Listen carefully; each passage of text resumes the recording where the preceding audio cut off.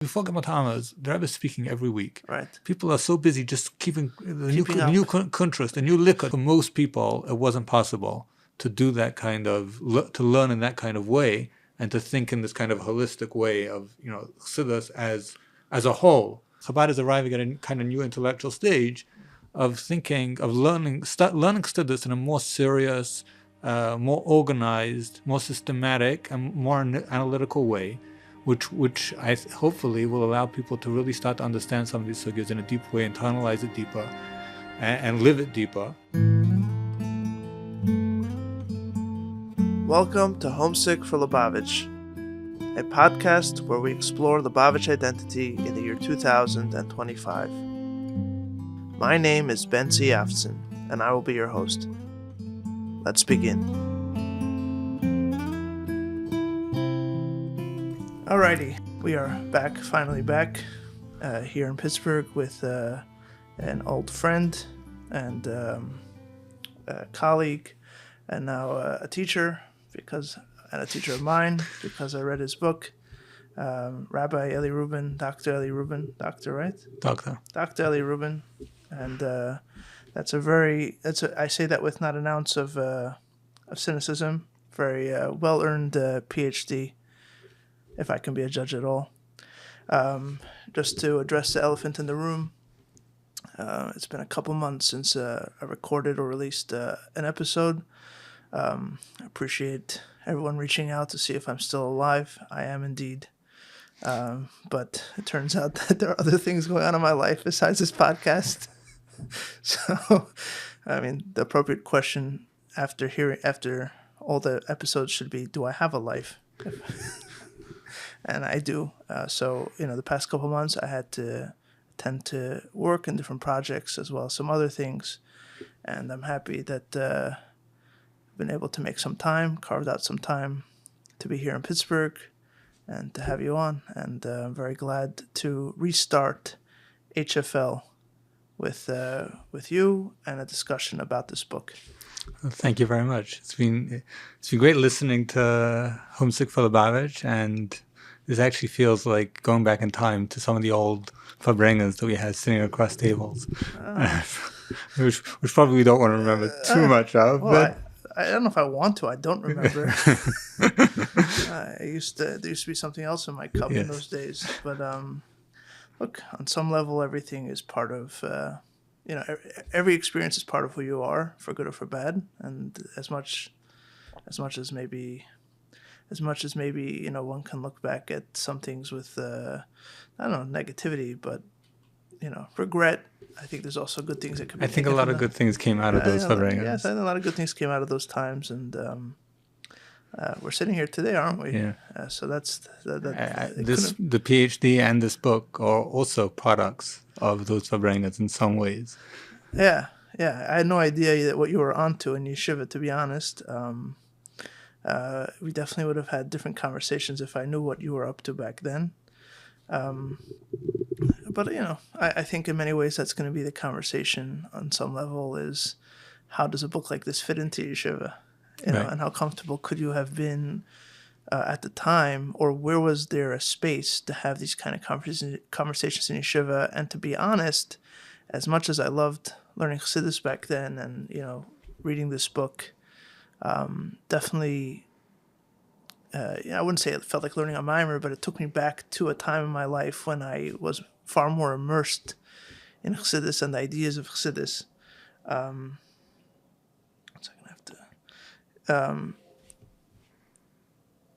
It took me back to that time. And I remember watching you on Shabbos mornings, walking up and down, thinking over the mimer that you would later chaza. Right? Yeah. So. Look, I'm not embarrassed of it. I'm not embarrassed of it at all. Talk about regrets. That isn't one of my regrets. I put a lot of time into learning Chassidus back then. Maybe mostly Seder, but I think when you're 20 years old on Shlichus and you're showing up for Seder every morning, I think that in itself is a statement of sorts. And I loved it. And to be honest, looking back, I wish I had prioritized it more. Maybe that's a conversation for itself. But like it's committing to learning Chassidus, like, and that's what I like, or I think my gravitation to it was because I think I'm better at it than, let's say, learning Gemara or whatever, and I just instinctively got drawn to it. I wish I had done it more, but anyway, the book really pulled me back to a time which I enjoyed immensely. Losing yourself in a discussion whether or not the world exists.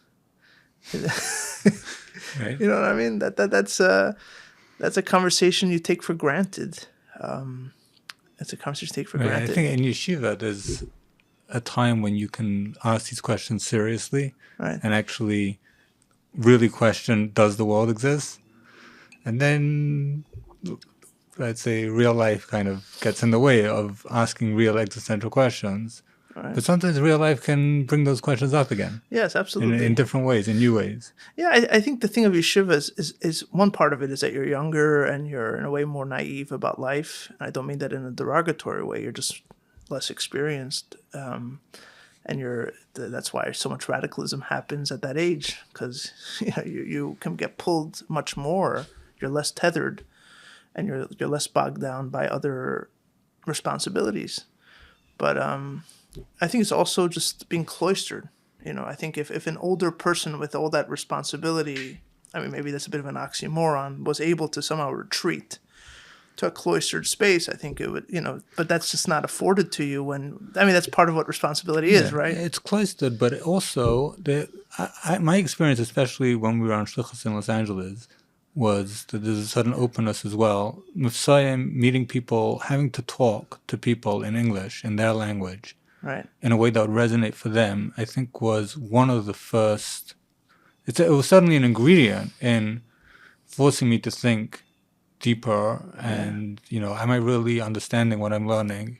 Right. And if I can't articulate it clearly in language that other people understand, then I don't understand it. Right. So I think having that part of the yeshiva curriculum that's open to the world, right, it's not just for the sake of Messiah. I think it's actually important for education, for the process of learning itself. Fair enough. Yeah, so it's not airtight. It's not airtight, Yeah. but it's 95% of the time you're in that world where you're surrounded by Svarim and that just kind of reality, right? You kind of look at the world around you and you're suspicious of the world outside the walls of yeshiva, or you can be. And what's real is what's written in the Svarim, and Right. The world of ideas. The world of ideas. That's what matters. Yeah, that's all that matters. It's all you know, and everybody else is is a balabas at best, and you're deeply suspicious of the balabatish kind of instinct. Right, and not only people who are outside in the world generally, but even people who come into the yeshiva and are Lubavitchers and have a nice long beard, but they're balabatim. They're balabatim. They're balabatim. They're balabatim. Yeah. Yeah. So I think there's something beautiful about that, and I think it's definitely a wonderful period, can be a wonderful period in one's life, and I think it can be a wonderful foundation for in one's life. There's like I was saying, reading this book, it brought me back to a very nice place. It wasn't like, oh God, you're bringing back bad memories. No, it was very enjoyable, and having to think some things over, and I hadn't thought of it that way. I mean, I'm not. There were many things that I didn't know about, but some things I thought I knew about, but realized I had to reconsider, and that was wonderful. So thank you for that. Anyway, I don't even think we introduced the book. The book is Kabbalah and the Rupture of Modernity, an Existential History of Chabad Hassidism. So before we get off on the tangent, which we inevitably will, why don't you describe the book? I know that's a big ask. It's a very dense read, and I don't mean that in a bad way. It's there's no wasted space in the book. It moves, and it's full. We tried to. So the way I would encapsulate it is that it's the story of the ideas of Chabad, right, beginning from the Arizal and going all the way to the Rebbe. Along the way, there's the pre-Hasidic debates amongst Mukabalim, Kabbalists, in the 200 years between the Arizal and the Alter Rebbe. And some professors in Oxford. And there's also debates amongst professors about what different shittas and chassidus mean. Oh, you're talking about in Cambridge. Cambridge. Yeah, the philosophers in Cambridge, the Cambridge Platonists, who in the 17th century, the Kabbalah of the Arizal was already being translated into Latin. Yes. And so you have some very fascinating debates about how to interpret the Arizal amongst philosophers. There are other books that have been written about which have a lot more about this. Leibniz and the Kabbalah and so on and so forth. But the key point there is that Kabbalah became, especially Lurianic Kabbalah, became central to European thought, modern European thought, which has largely been forgotten, but is very much the case. And there's some of the debates that we know of in Chabad from the debate between the Alter Rebbe and the Vilna Gaon, or between earlier Mukabalim, the Chassidim and others. There were parallel debates that were happening there. So I was just rereading it today. The first part is fascinating. And then from the Alter Rebbe, I go through each of the Rabbeim, and it's a mix of history and the history of ideas. Yeah. So I try and explain, for example, not only what the difference between the Rebbe Marash and the Rebbe Rashab is in their approach and their understanding, or the way the sugyas that they focus on and so on, and how they develop those sugyas and the style, but also what was happening in the intellectual world around them at that time, and how what's happening in Chassidus relates in many ways to parallel ideas in modernity. The center of the book is the Chassidic ideas. It's going through the sugyas in Chassidus. But around those ideas, I'm also giving you a larger picture of the history of Chabad institutionally, the different Rebbe, the different, after the Tzemach Tzedek passes away, you have the different branches within Chabad, and so I discuss how all of that played out historically as well as intellectually. Yeah. And then coming down to the Frierdiker Rebbe and the Rebbe, how the Chassidus reflects. In the case of the Frierdiker Rebbe, it reflects his move away from Lubavitch geographically. So I call that a geographic rupture, and dealing with rupture in a very kind of visceral, real life way. Being exiled from Russia, being exiled from Poland, dealing with the Holocaust, rebuilding Chabad again and again and again, then in America.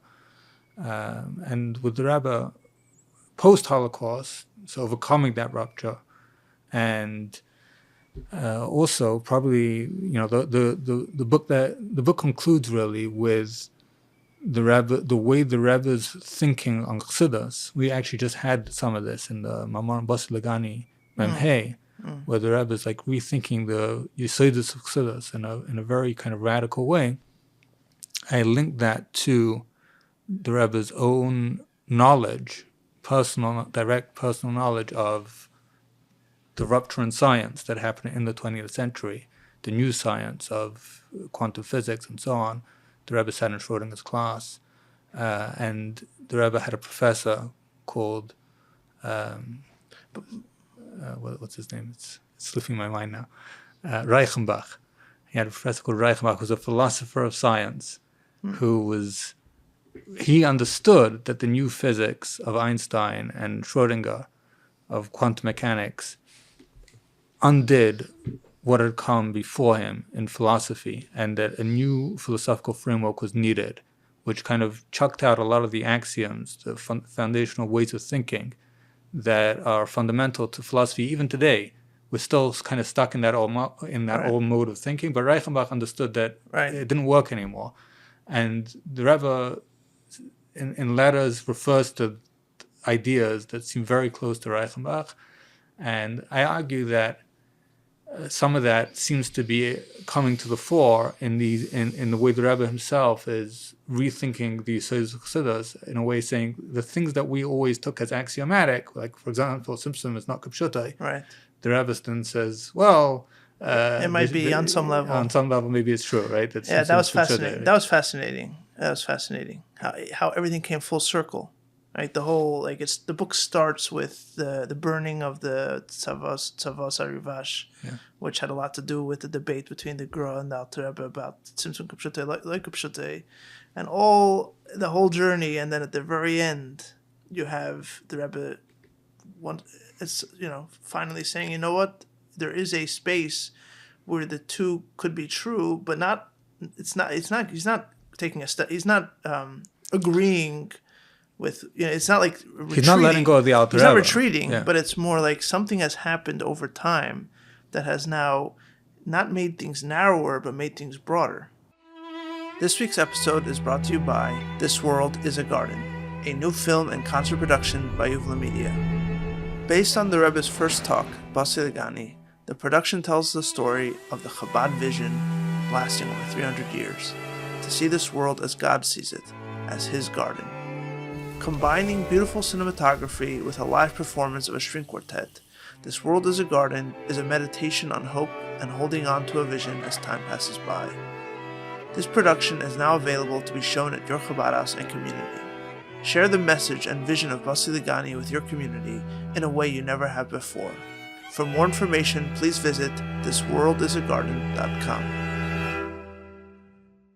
Yeah. And I think there's a wonderful line that you have there at the end where the Rebbe's faith, his emunah, is what lets, I don't know if you use the word lets him, but you're saying the only way you can explain that is the Rebbe basically lets go of a certain kind of certainty that you see in other places in Chassidus, and is open to what could be the most radical kind of and very destabilizing, right? I don't know if you use those words, but a destabilizing kind of framework. Like if Tzimtzum Kupshutei, like Kupshutei, is in a way the intellectual identity of Lubavitch for 200 years, and then suddenly, or maybe not, maybe that's very destabilizing. And you say I think you said there's two things that what allowed the Rebbe to do that: his infinite faith in Torah, and I forget what else, but I forget.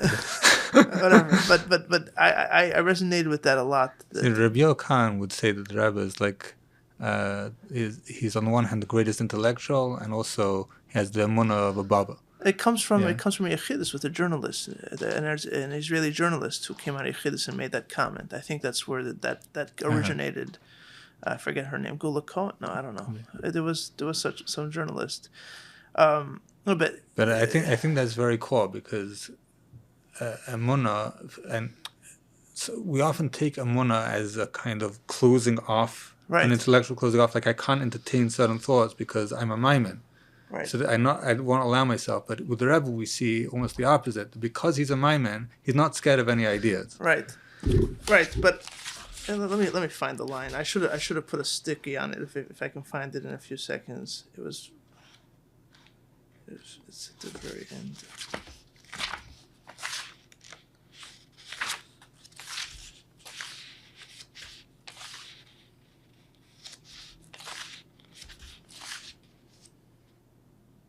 Okay. Well, I can't find it so quickly.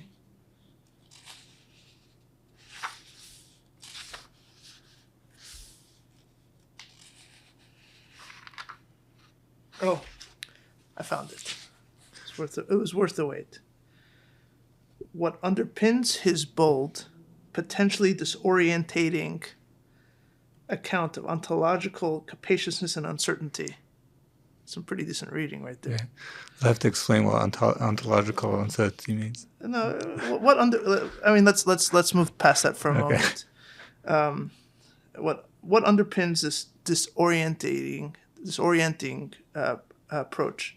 The answer, in my view, is faith and certainty. Faith in the capaciousness of God's singularity, and certainty that all faithful interpretations enshrined in the polyvocal canon of Torah, including the mistaken and the disproven, are not only legitimate but true. Right. So faith and certainty. Right. So the certainty that everything in Torah is true. Right. Including the views that you disagree with. Right. And that comes from the Rebbe's father, Rabbi Yitzchak. Right. But the Rebbe spoke about it in the context of these questions about Tzimtzum, about ontology, which means reality. What is the nature of reality? Right. That's such a beautiful line. I mean, I know there's a lot of fancy words in there, and I don't think the book needs my approbation or encouragement for anybody that's interested in reading it. But what I would say is that the book is written with words that are foreign to most laymen, but I felt that it's not, sometimes it's done in like a gratuitous way, like we're going to throw in as much words to scare you away. The book is, in my view, is very inviting. It's not condescending. If you can get past those words, and you'll get used to it with time as you read the book more. I try and set up a word before I start using it. I try and explain the work that it does and why it's a useful word. Yes. I did not feel like you were using words there just to show off your vocabulary. I mean, you are British, so that goes without saying to some level. But I did not, so those words, I think, if you're already reading English books, so you probably know most of the words, and some of the words will come to you with time. So don't let that scare you away. But I thought the idea of faith and certainty, but in a way, the word certainty has to be unpacked a little bit, because it's not like certainty of like, I know I'm right. It's certainty in the Torah, which even in the certainty in the things that I think are wrong or think, I disagree with them, but it's a certainty that takes me out of myself. It's a certainty in this fixed, immovable object called the Torah. Right. And I think sometimes, because we're maminim and we also have certain personal beliefs, right? So we insist that whatever our beliefs are the Torah's beliefs, and we won't allow ourselves to let the Torah speak for itself sometimes, because we don't have that faith and certainty in the Torah, right? In the truth of the Torah. The Torah has there's a line that the Rebbe quotes from the Frierdiker Rebbe in Kunstsinyan Torah Chassidus, that all the different isms come from Torah, right? There's an akud of emes that comes from Torah. So often, like that capaciousness, that openness, that willingness to see, there's an akud of truth here. We often don't let ourselves go there. Right? So capaciousness is almost a breedkeit for the people listening. Yeah. Certain breedkeit. Yeah. I think in a way the point here is faith and uncertainty. If faith and certainty as two separate, in a way, opposing things. What people, not other people, myself also, is very often we want to have certainty in the faith. Faith is by definition uncertain. Yes. Right? So how do you have both at the same time? I think that's the nakuda that you're getting at. How do you have faith and certainty at the same time? If your faith is certain, then your faith is actually quite childish on some level, right? Or quite innocent. And if you're certain, you don't need faith, right? So the famous Vart in Chassidus is that's seichel, right? That's yediyah. That's not emunah. Yediyah and emunah. Emunah is post yediyah by definition. Yeah, the Sam Tzedek in Amonos Telekos. Right. That the mitzvah of emunah must be about sover kalam, which isn't intuitive. If it's an intuitive, if it's an obvious thing, then you don't need a mitzvah of emunah. But it's also unknowable. Right. It can't even be knowable. Yes. Intuitive is at the beginning, but it can't even be known upon reflection, because once, and it's the line's always changing. I don't remember where, but I know that this is something that I learned, that I saw in Chassidus over and over. The line changes as your yediyah grows. The line moves forward, and now you need emunah for. There's always going to be a space in godliness. Yes. Sheva Yiput Tzaddik V'Kam. That's what it refers to. And there's a lot of the Rebbe also developing that idea. Right. So the line's always changing, which can be frustrating, but it's also the sign of growth. But I think that at least that's how I understood that passage where. So how could you have faith and certainty at the same time? The answer is that the faith is what you have. Is how you hold on to it. The certainty is not, like, faith is in a way is in yourself, which I think you also touch in the book, how Tzimtzum eventually comes back to the person, right? But it's God's ultimate act of faith in the person to do what he needs to do, right? So our faith is also in ourselves in a way, and certainty is in the Torah, right? And how these two coincide, I think, is in a way the basis. Not very easy to unpackage and figure out, but there is two separate things here. Yeah, but part of it is also the notion, the understanding of what Torah is, right? The certainty that Torah has this breitkeit, this capaciousness, right? Right. Torah has within it a scope that's beyond our own horizons. Right? We have very limited horizons. I just read this book by Philip Goff. Okay. It's called Why, about purpose. And he has this line that each generation is limited by horizons that it can't see beyond. And so like every generation has a kind of worldview that it thinks is like obvious. Right. And to challenge those assumptions and allow for a generation, for a group of scientists, for a group of philosophers to allow themselves to start thinking differently to the way they've inherited is very hard. And I think part of this idea, the certainty that the Rebbe has, that the Torah is beyond those horizons. We don't need to, and therefore we don't need to be scared. If we understand that the Torah is, why are we scared? We're scared because we can't imagine a different way of thinking. We can't imagine a bigger way of thinking. How's this going to fit with the Torah as we understand it now? Right. But if you understand Torah to be so big as to encompass, like as the Rebbe says, every moment, every idea, every new theory that's going to come. The Rebbe said this in an interview with Israel Schenker in the New York Times in 1972. So what do I have to be scared of? There's going to be a new discovery that's already in the Torah. Whatever's beyond the horizon, the Torah knows about it. So right. I don't need. So that certainty that Torah has something to say, yes, a way to deal with whatever's coming. That's what allows you to have that faith and to have that. Absolutely, yeah. The way you're putting it now is reminding me of my favorite Rishima, which is my favorite Rishima of those that I know, which is a small amount of them. But, the Rebbe's Rishimas. And there's a Rishima that's undated, so I don't know when it was written, although if I had to hazard a guess, it would have been during the war, like at the nadir of, is that how you pronounce it? Nadir of or I'm nadir? not very good at pronouncing words. Nadir, I think. Nadir, or the low point of nihilism, like the world was literally revealed to be as ugly as, incomprehensibly ugly, and there's this very short Shema where the Rebbe writes, there's two like axioms from Chazal that the Rebbe takes. One is lo nivad davar echad levatala. Nothing was created in vain, and the other one is that the Yid's created only to serve the Eibishter.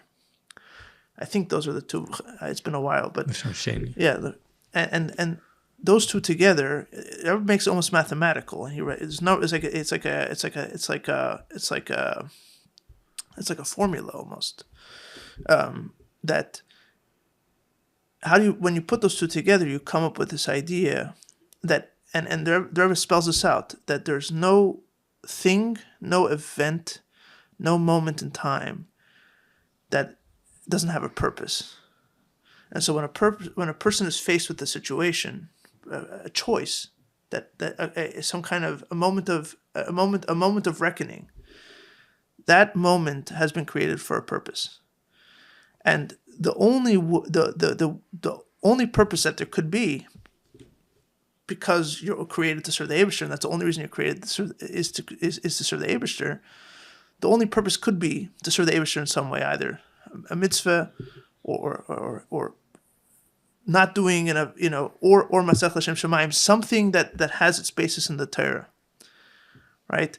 And what's there, the way the Rebbe formulates it is that there are moments in time where it's only you. He's in the world. Hu v'Hakadosh Baruch Hu levad. He's there because only you are in this situation. right? So everything is a relationship with the Eibishter. Right. But what that so you're in the space all on your own. This space is unique to you, but unique not just in some kind of human being differentiated way. Unique all the way up to God Himself. Like the cut that separates this moment from any other moment goes all the way up to the highest point possible. You're there only with the Eibishter by yourself, and that entire weight comes down to what do you choose to do now. And the way you know what to choose is only through what the Torah tells you to do. Right? And I think that's what you're talking about here, where you, especially if this was written during, but whether or not it was written during the war, it was written in context of the war, in context of what was going on in the world. And so you're in a space where the dominant way of looking at the world is pure nihilism, and then maybe a little bit better existentialism, where you are all by yourself. Everything is absurd. There's no context that you can hold on to, right? You are left with faith, but faith is this small ship on a very rocky ocean, right? You're like I'm here with Eibishter, wonderful, okay. The world is the key thing is, what are you going to do the next moment, right? And that's what rescues you. Right? That's what rescues you, right? What rescues you is that this moment is not just as much as a nisayon is powerful and important. It's not just to test your subjective endurance, because I don't know if the word's because, but if that was a case, one could argue that that's impossible. At some point, the subjective is going to be overwhelmed by the world around it. There is a way to tether that subjective and truly subjective moment to something that's real and eternal. Right, to the ultimate. Right. And that's the beauty of that formula. And, that's the way, in a way, I've always understood it as like the way out of despair. That existentialism always leads people to despair. To put it another way, if something exists, whether it's a situation, a thing, an entity, if it exists, it means the Eibishter put it there, and there's a way for it to be redeemed. There's a way for you to take a step that will make that situation purposeful. Right. Even though that situation is subjective. I think that's an akudah. The faith is a subjective side of it. Right? And you when you realize how subjective it is, that could create terrible despair. That's all not all, but many of the existentialists ended up jumping off a roof. Right. Because when you accept that the world around you is absurd and nuts and lost all of its bearings, it's an impossible place to be the only sane person at the crazy party. Right. Right. But if you're alone with the Eibishter, then it's different. And there's a way for you to actuate that. Yeah. That link between the subjective and the objective, the Eibishter, the ultimate objective reality, Torah and the Eibishter is actualized, it's realized in the thing that you do. Right. And, it's not just like a navel gazing. Right. Like the Eibishter puts you in this situation of uncertainty, but he gives you Torah to find the certainty in it. I think would be a way to form. Whatever. I didn't come here to share you my Torahs, but I think that's like when you were talking about this passage of faith and certainty. I think that's the vart. Right. Yeah, I see the connection that you're drawing there. But I think there's also a difference, which is that there in that Rishima, it seems to me that it's also kind of. There's something feels very narrow. I think he even says like there's only one correct way to move forward. Yes. Yeah, I think he said something like that, right? Yes. Yeah, which is like to do the Ratzon Leibishter. Yes. Whereas here, like in this concept of Torah that you have in the Sichos from the Mems, right, and even in Kunstinian Torah Chassidus, like this, that there's so many different interpretations, so many possibilities, and that opposites can be held together. So in that way, it seems like a very different kind of... That's even a step further. Yeah. You have certainty in that which, even though it's uncertain. Yeah. All right. I could get lost down this rabbit hole, but I feel like we've jumped to the end of the book. You mentioned earlier the history, how this book speaks to the history of the intellectual history and the ideas history. I think intellectual sounds a little bit snobbish, but I'm talking about. That's why I called it existential. Right. Existential right. history. No, intellectual. You're an intellectual, but it's the ideas, right? It's not about like the smarter history. It's the ideas history of, which is what intellectual really means. But sometimes it's used as a cudgel. History of ideas. Yeah, of Lubavitch, and you trace it through the different ruptures within Lubavitch, which maybe we'll get to this or we won't, but mysteriously is completely ignored in yeshivas. Right. I mean, look, maybe I was completely in my own world in yeshiva. I feel like these are the things that like people. It's like the Chiddush Dvarim B'Telem. You start to hear about there's something called kappas.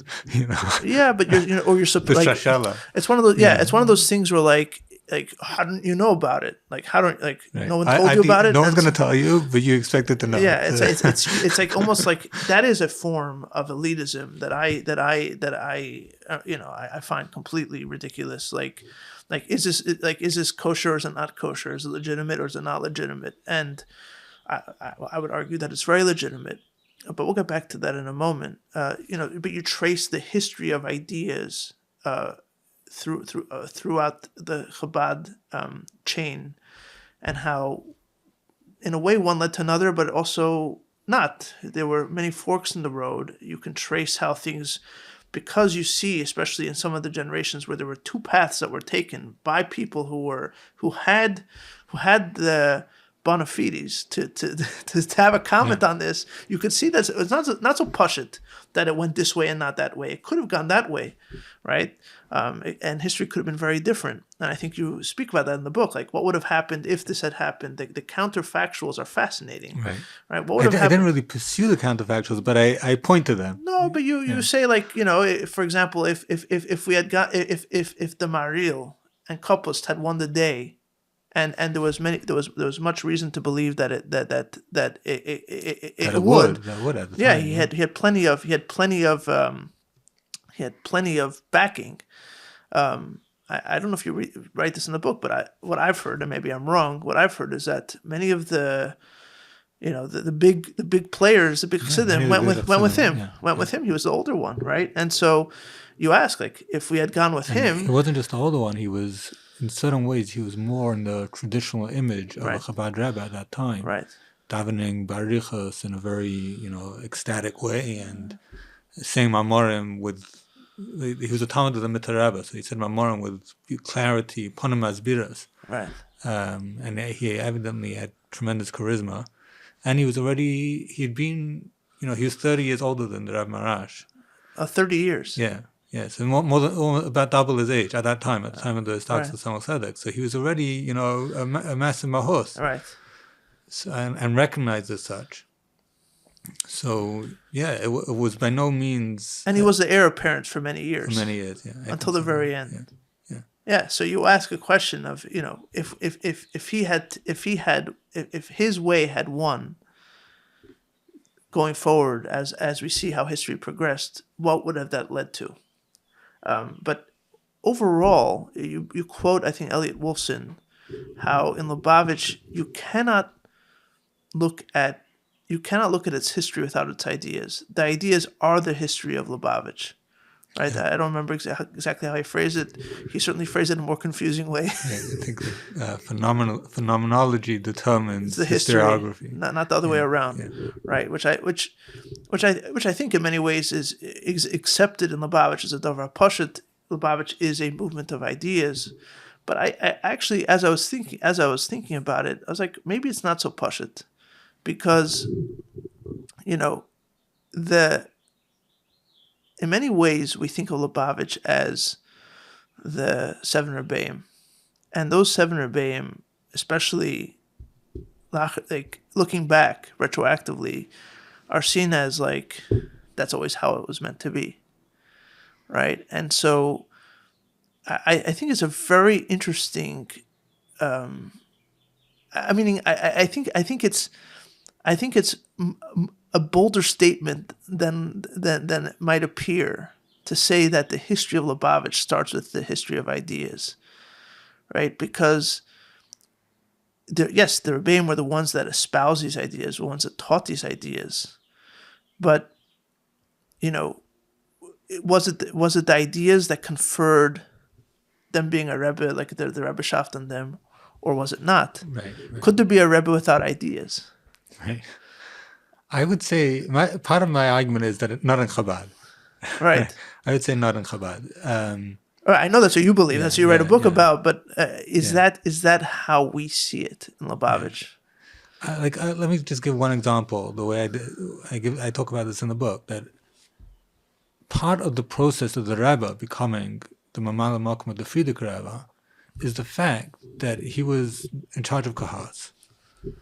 I'm not saying this was like a strategy or someone set it up this way, but the fact was he was in charge of Kahas. And there's a reason he was in charge of Kahas, because he was the person, he was the one who could. He was the one who knew how to write, who had the knowledge of Chassidus. He worked on publishing the Samach Tzedek's Tshuvas, for example, Miluyim of the Samach Tzedek. He published, he started bringing out the Alter Mamorim. He did new editions of Torah, the Torah. So he was the custodian of the Ksavim, of the ideas of Chabad, before he was Rebbe. Right. But that's part of this, what makes him Rebbe automatically, because he was already the custodian of the ideas of Chabad. To be the Rebbe of Chabad is to be the authoritative custodian of the ideas of Chabad.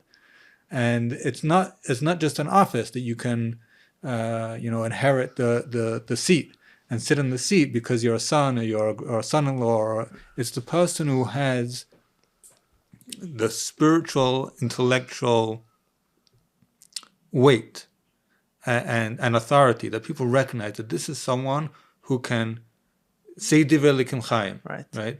Well, he became a Rebbe when he said a Maimer, right? Yeah.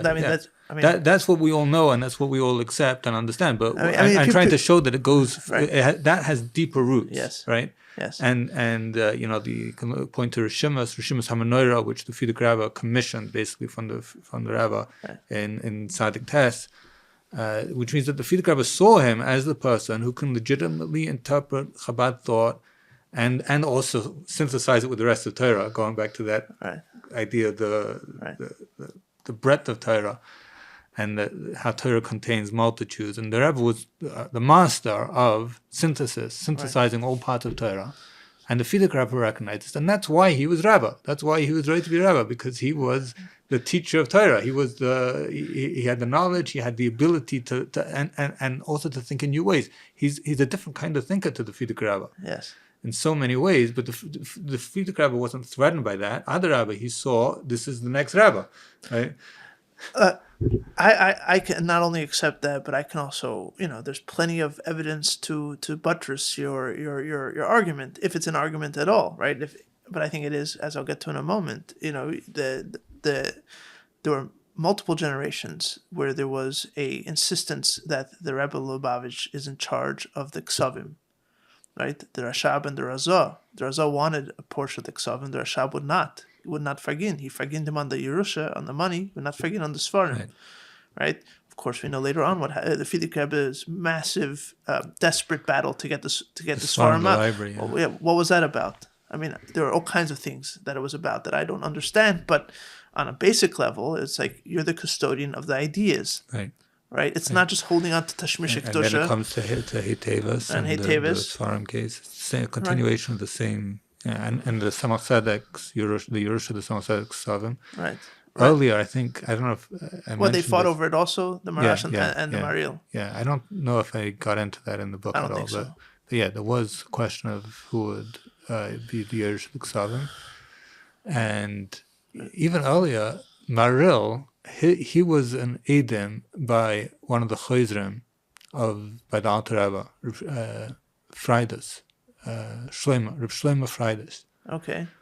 And the Nadan was the Ksavim. Right, so the Ksavim were very important, and this wasn't like what they call the people that today they hoard shuras and holding on to stuff and owning stuff that no one else saw. I think there was a clear understanding that you're a custodian of ideas here. The ideas are what we're about, and whoever is in charge of those ideas is de facto the Rebbe, right? Right. But it's not just it's not just a matter of having the ideas. No, but the fact that you're entrusted with it is not that makes you the Rebbe, but not if I own but I mean, look what you could sometimes see the argument from the opposition. It's owning them, it's publishing them, editing them. The Tzemach Tzedek, right? Likutei Torah and Torah that he took the Ksavim, he edited them, he curated them in an authoritative manner. He added his own Haggadah, etc., and he published them. Right. So this is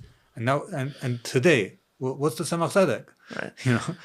His name. We call him by the name of his Sfarim, right? Right. No, and the Sharblat was okay. That's maybe a more ruchnistic zach, but it's very clear that a lot of attention, look at even Barry Gorari. His taina was, or at least the way the Rebbe explained his taina was that I can take this Sfarim because Lubavitch is over. There's no Rebbe here in charge. If Rebbe passed away, it's up for grabs, right? And I have as much a claim as anybody else, if not more. Right, and the Rebbe was not mezalzel in that taina at all. He thought he was dead wrong, but he didn't that's crazy. That's why he took it so seriously. Yes. So there's no question that the intellectual history or the intellectual authority of Lubavitch is deeply intertwined with the Rebbeim.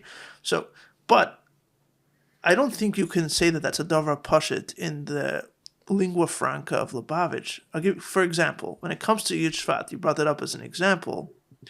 You brought up, the fact that the Rebbe ran kahas as a reason or as a sign that he was destined to be the next Rebbe. Again, I was in yeshivas a lot. I didn't hear everything that everybody said. I never heard that in yeshivas.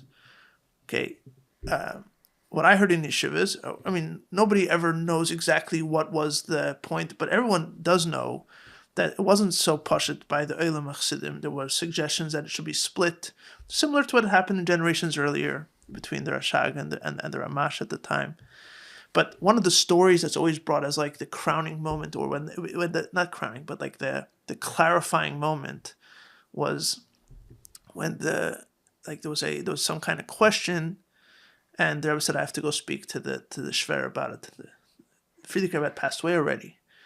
And when the Rashag heard that the Rebbe was saying that he can communicate to the Friedrich Rebbe at his Tzion, he said, "Okay, that's a Rebbe shezach, right? I can't do that." Yeah.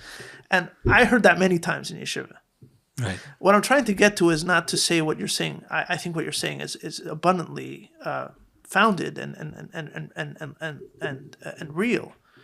But I think that in the way we look at the Rebbeim, in many ways, and I think this is also legitimate, is a Rebbe is a Rebbe not because he has ideas, but because he is a tzaddik and a heilige mensch, and on a different plane of existence altogether. And I don't disagree with that, but I think that is true, but it's also true of Chassidus in general. I don't think that's a Chabad idea. I don't think you need to. I think it's a yes and. In other words, to be a Rebbe, you have to be a tzaddik. You have to be a heilige mensch. You have to be connected to the Olam Chayonim in some ways that I have no idea or can't understand. Right? And l'chora, that's like the lashon in Tanya. Oisis u'moisim tzaddikim and oisis u'moisim shabbatera. A tzaddik is megal elikos in the world. He reveals godliness in the world. That's what a tzaddik does. A tzaddik is someone who functions in a way that is a kind of connection between the Eibishter and us. But that's tzaddikim. That's not a tzaddik of Chabad per se. A tzaddik of Chabad, a Rebbe in Chabad, has that and also communicates that connection, communicates elikos in this as part of this intellectual tradition of Torah learning and teaching, of studying the Alter Rebbe's Torah, of studying all the Torah that Rabbeinu came before, and continuing that path in their own particular way. And another key thing in the book is showing how each Rebbe has his own way of approaching the material, right? There's this certain underlying, in a way, all the Rabbeim are returning again and again to the Mamar of the Alter Rebbe. Right. But they do it in such unique and different ways, building layer upon layer. Yes. And so it's not just scholarly knowledge, it's a special kind of insight and a breitkeit, an ability to say something new, to say something different, to articulate things in a way that's going to resonate and speak again the same truth, this underlying eternal truth, in a way that resonates for their time. Yeah. In a way that what came a generation before could no longer do.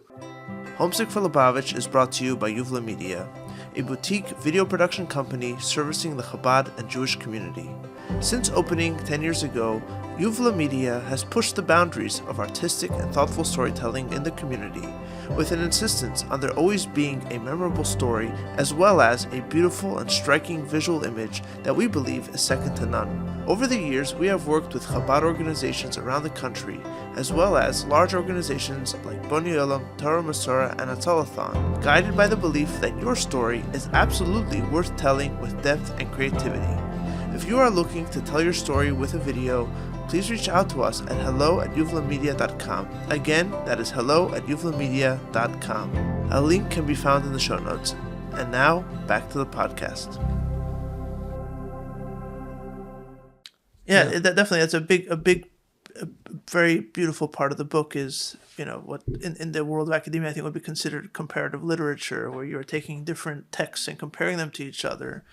And sometimes I could see him as like a very eccentric, But what I think what you unpacked there, and what you showed was that a lot of times you'll have a mimer that looks on the surface to be a repetition of an old mimer, and so like Lubavitch al derech brisk, where things were said by the founding father of this intellectual dynasty, and then the people that come after, their job is, in Brisk, it was all about saying it exactly how it was said in the past. That's how I've I've read that, and I've heard that as well. It's all about holding on to the tradition, and the children are, of course, big Talmidei Chachamim, but they are holding on to the emes of Reb Chaim, and because he's the founding father, and there is a weight, of course, that the founding father has. That's that's a ground zero. Right. I know there are other Hassidism where there's like a minute to play violin by the Hanukkah menorah.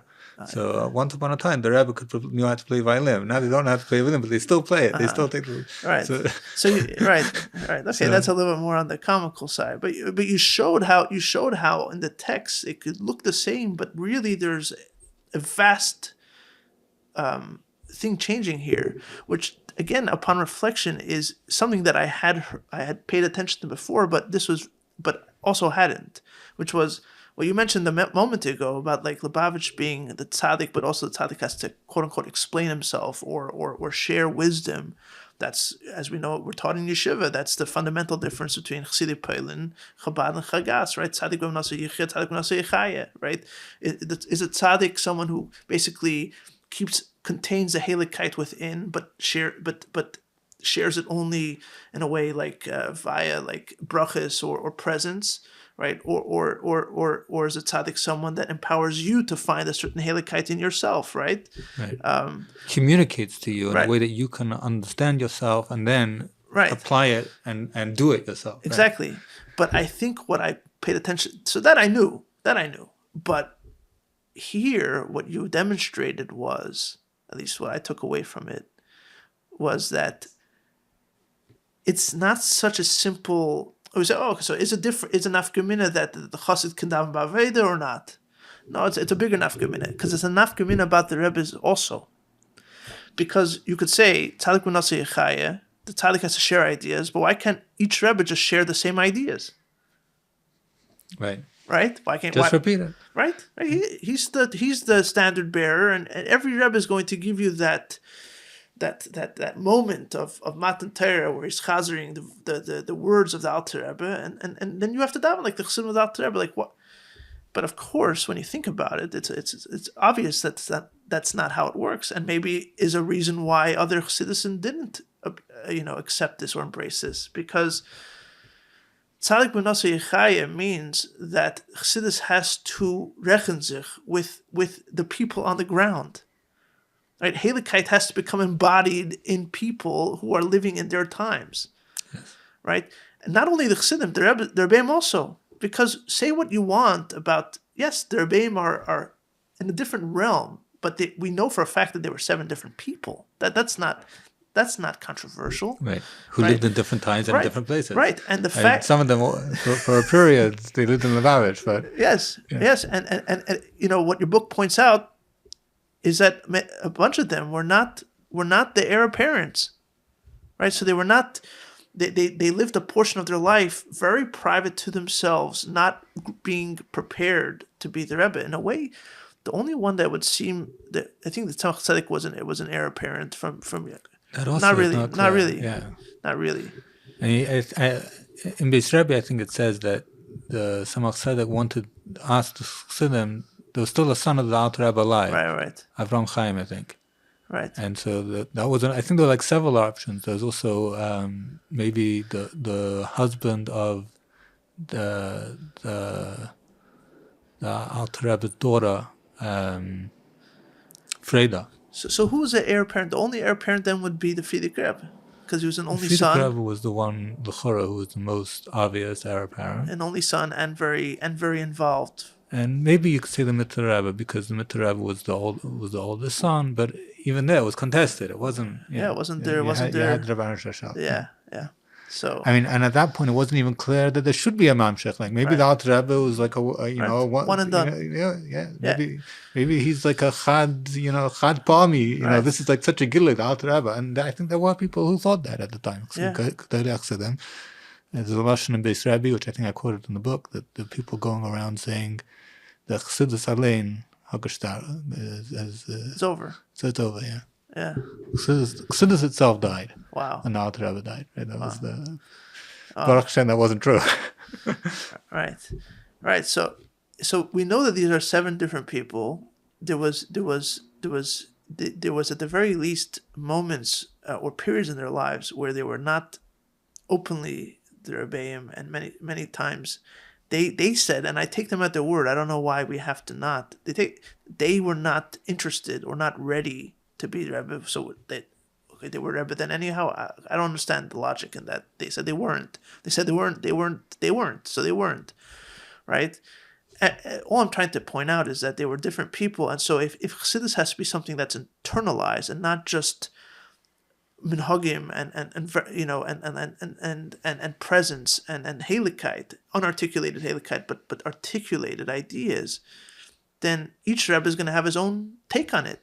Yes. Right? Yeah. And what that does, and this is where things start getting a little in bit... In the same Shabbos, right? Right, in the same Shabbos, right? Even in Torah, right? Even in Torah, yeah. And what that does, and where that starts getting subversive, and I don't mean in a it's a horror way, but it starts moving the plates underneath a little bit, is that ideas change by definition. Once, meaning if it's just a text that you come back to again and again, it could stay static. But ideas live in people's minds, and those minds live in people's lives. You cannot separate, right? It's in the Tzom Vayelech, the famous the Rebbe has a sikh in Tzom Vayelech. There's a part of Torah that stands still, the Oisius HaTorah, and then there's the understanding of Torah, which is Vayelech. It's always progressing, it's always changing. In every generation, there's new layers, and there's a sikha. It's an Achron Shal Pesach, Mashiach Suda sikha. I don't remember which year, and I think in the Chafs. And the Rebbe says something which is stuck in my mind because it seems like such a davar amava. It seems like such a almost like heretical against all our intuitions, our instincts as Lubavitchers.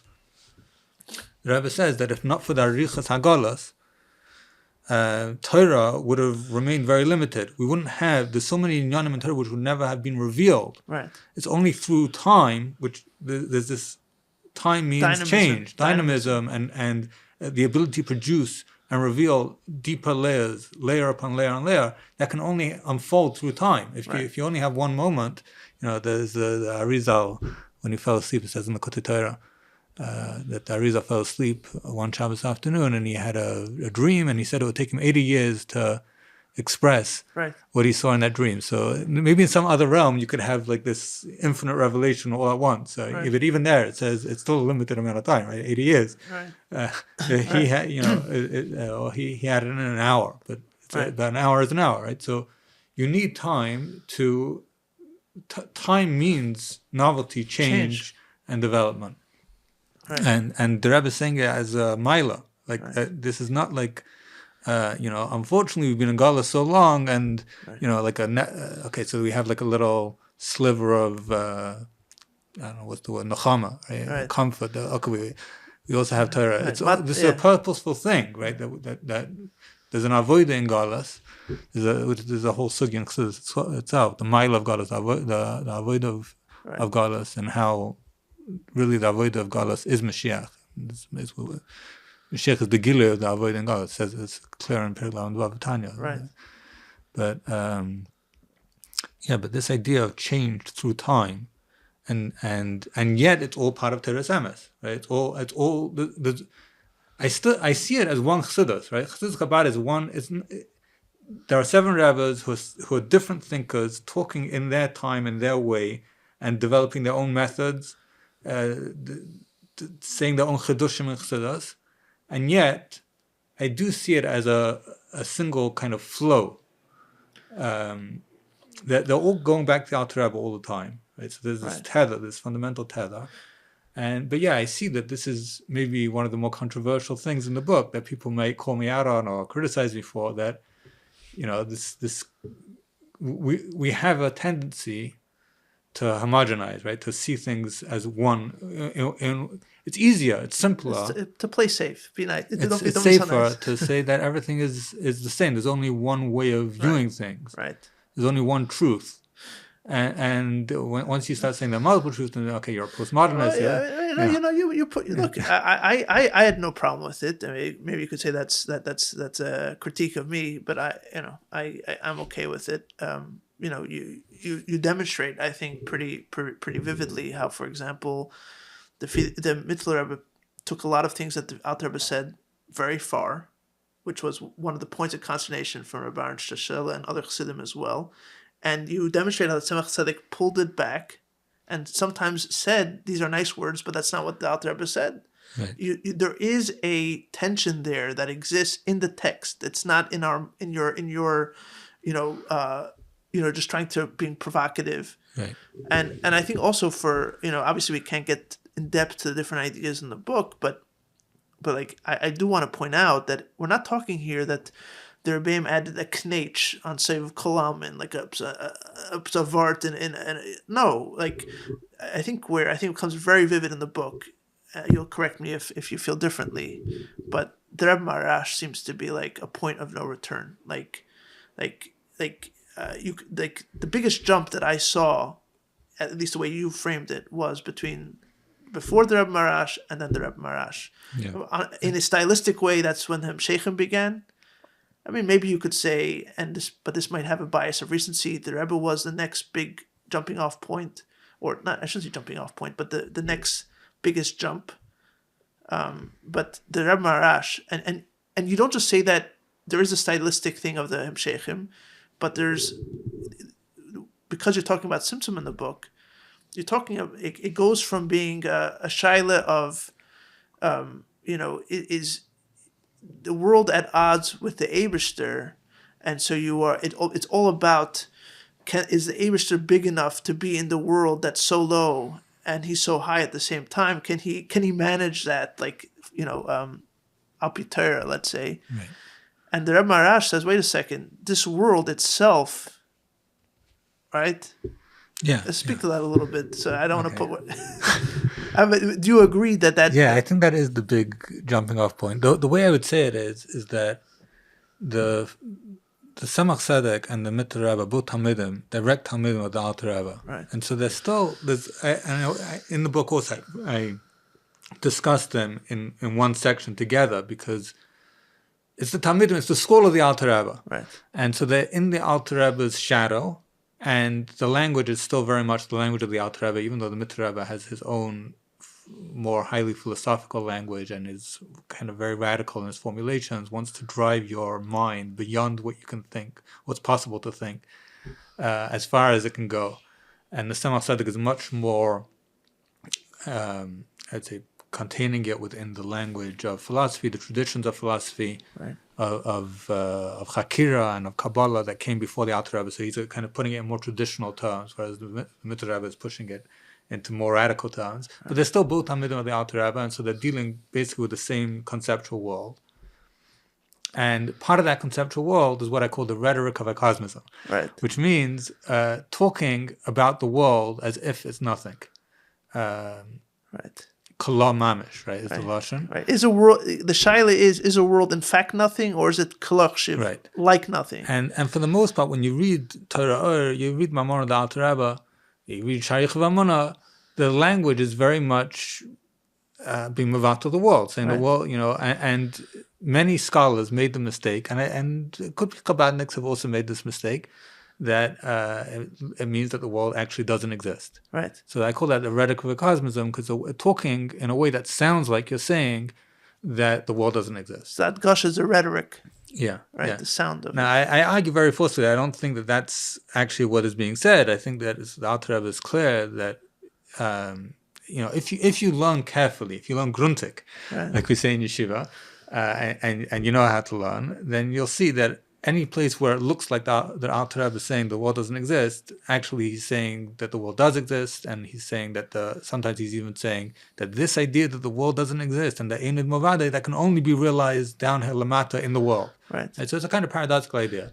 No, but you also explain why the Alter Rebbe comes across that way. One, at least a theory, is because the Alter Rebbe was the first to make these kind of bold statements. Right. So, it's obvious that the world exists. Right. So he's the one. It's Oilemis Bepshitas at that point. He has to push in the opposite direction. So he's going to speak, and it's certainly going to sound much more radical in that direction. He's trying to undo the hanachah that you have that the world is all there is. It's the most obvious and especially on a seichel dika level. Right. And he's trying to give you another key part of it. He's trying to give you a concept of the Eibishter, which is not the Eibishter in relation to the world. We just had this in Torah in the Maimah Chayav Enosh, the second Chayav Enosh in Torah. There's a lashon there. The inze ikar lekos mashu ma'avaylmas. The main thing about the Eibishter is not that it creates the world, which is a very radical concept. Because usually it's an impossible concept. It's an impossible concept. We can only think in terms of what we know, and all that we know is the world, right? So when you think about God, what's God? Oh, He's the creator of the world. Right. To say that the Eibishter is something else, no, He's not the creator. Creation is like something. The Eibishter happened to also create the world, but there's an ikar of it, course, which is not that He made the world. It's a very radical idea, and so to bring such a concept of the Eibishter into people's minds and let it sink in a little bit. He spoke in a much sharper way about the afisas ha'olamus, right? The nothingness of the world. But then, by the time you get to the Marash, first of all, he's born. So 1 second, just fill out the gap. So I'm quoting what your book says. So the Mitzvah Rebbe takes that even further. In certain ways. But it takes everything like to its extremes, and the Tzemach Tzedek pulls back. So I just want to set up. So the Tzemach Tzedek basically, more or less, by the time the Rebbe Marash comes, we're kind of back to the Alter Rebbe, right? I don't know if I would put it that way exactly, but both the Tzemach Tzedek and the Mitzvah Rebbe in different ways, at certain points, say more or less clearly that the world is important, the world does exist, and the Alter Rebbe also says that. Right. But the point is that both the Tzemach Tzedek and the Mitzvah Rebbe are still using this. Most of the time, they're using this language, right? Of the world is nothing. Being mavad to the world. They're being mavad to the world. The Rebbe Marash says a maimah, which I think most Lubavitchers today know this maimah, Micha Moicha. Right. What they might not know is that he already said this maimah before the Histalkus of the Tzemach Tzedek. And one of the things I argue is that this might have been part of the controversy around the Rebbe Marash and around who's going to be the next Rebbe, is that the Rebbe Marash started saying this maimah, which is basically an argument. It's the first time a Chabad Rebbe is devoting a whole maimah to proving that the world exists. The world does exist. Does exist. Right? I mean, that shows you how far we've come at this point. So after 50 years of the Gilui Chassidus Chabad, more, 70 years or so, it was Poyal Taka. In other words, people were going around, and the Melech Sivol said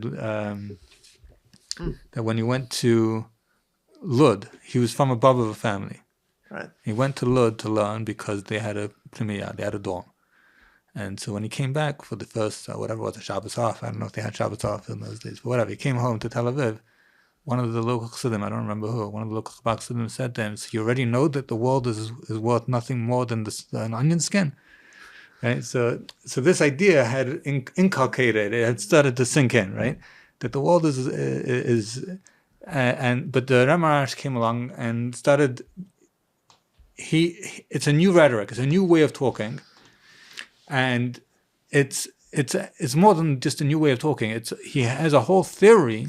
It's a deeper, in a way, it ends up being deeper. Yeah, Kabbalistic theory of how the world is actually more of a manifestation of the essence of the Eibishter than any Olamus Ruchniya. Is this for Lubavitch is listening? This is the idea of Koach HaGvul and the Rishimah Le'noga Tzimtzum, right? That there's Rishimah Le'noga Tzimtzum. So the idea is for those familiar with and this is quite familiar for people. Maybe not the Le'noga Tzimtzum. That's already getting into more esoteric. But the idea of Koach HaGvul being there's a continuum from the gvul of this world, not just the tzimtzum, but before the tzimtzum as well. Right. The gvul of this world has a source, has foundations that go all as high as all the way back to the essence of the Eibishter. Right. Because usually the way we understand tzimtzum is that it's a break. Right. There's the Eibishter who's Ein Sof, right, and gvul begins after the tzimtzum. That would be the Pashta Havana. Right. The limitation is a product of Tzimtzum. Right. And if there's any continuity, it's only mitzad the Eibishter's Ein Sof that comes back. The Kav, right. The Gili of the Kav it comes through the break of the Tzimtzum, but it's still it's rooted, it's tethered to the Ein Sof, which is pre the Tzimtzum. Right. These are big sugyas, and you learn in Samach Vav, in Vakacha, and that the Ein Kav is Oir Me'en Hamor, which means it's even though it's coming after the Tzimtzum, it still has the quality of the source of the Eibishter's own self. But the Kalem, the Samach Tzedek will say this: the Kalem are Yesh Mi'ayin, right? The Kalem, which is the limitation of the world, they're Yesh Mi'ayin. That created something out of nothing. There's no such thing as Kalem before the Tzimtzum. There's no such thing as limitation before the Tzimtzum. But the Rebbe Marash says no. The Kalem are also Emrei and Amor. Right. Why? Because of this idea of the Rishimah.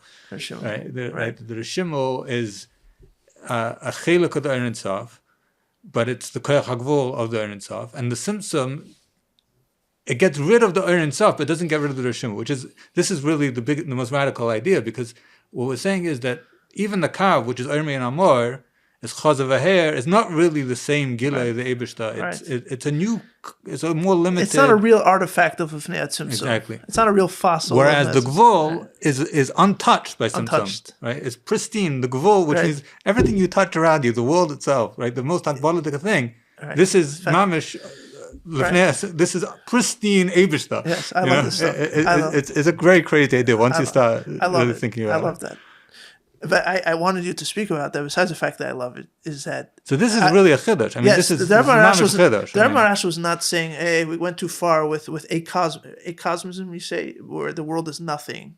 We have to. The world is something. No. He's not like moderating. It's not a conservative. He's not moderating. He's not moderating and saying, "Okay, we got over our skis. Let's get back to the middle." He's like, "No. I'm going to take this idea even further." Not in the opposite direction, but I'm going to show you how if you go further with this logic, not logic, but if you go further down this rabbit hole, or you go further down this truth of Chassidus, we're going to come to a place that's even more, but right? I think it's even more radical, but it and in a way it's opposite of the orientation of Chabad before, right? And that's part of the difference between him and the Maril. The Maril is a much more kind of, let's say, mystical or ecstatic even, right? If you learn Tanya, right, people don't like to hear this today in their Rashvi, but Tanya is like a kind of Musa Sefer, right? It's Aveda Pnimis, and it means it's Skafia and it's Hapcha. There's a part of Tanya, there's a thread in Tanya which is anti-world. Are you saying Skafia and Hapcha doesn't mean to be a better you? Are you saying that it's not just a self-help guide, a prelude to what's it called, to some kind of mental health? Yes. I'm certainly saying Are you suggesting that maybe Iskafia brought some people to very dire, not healthy situations, and they were not wrong necessarily? Right. Yes. Yeah, I think so. I just wanted to get you into hot water for I'm also not saying that the Rebbe Marash overrode this. No, I understand. But there is a kind of anti-wall. Okay, there's Perek Lamed Vav, which says, Dir B'tachtonim, but that's 36 parakim in Tanya. Right? It takes a long time to get to Perek Lamed Vav. Right. There's a lot there before that. No one's going to convince you or me that Dir B'tachtonim is someone looking at Tanya in a unprepared way. He's going to say, "Oh, what's Tanya about Dir B'tachtonim?" Right. They probably won't even notice it in the ocean of ideas. Because it's about Aveda Primus and the Nefesh House.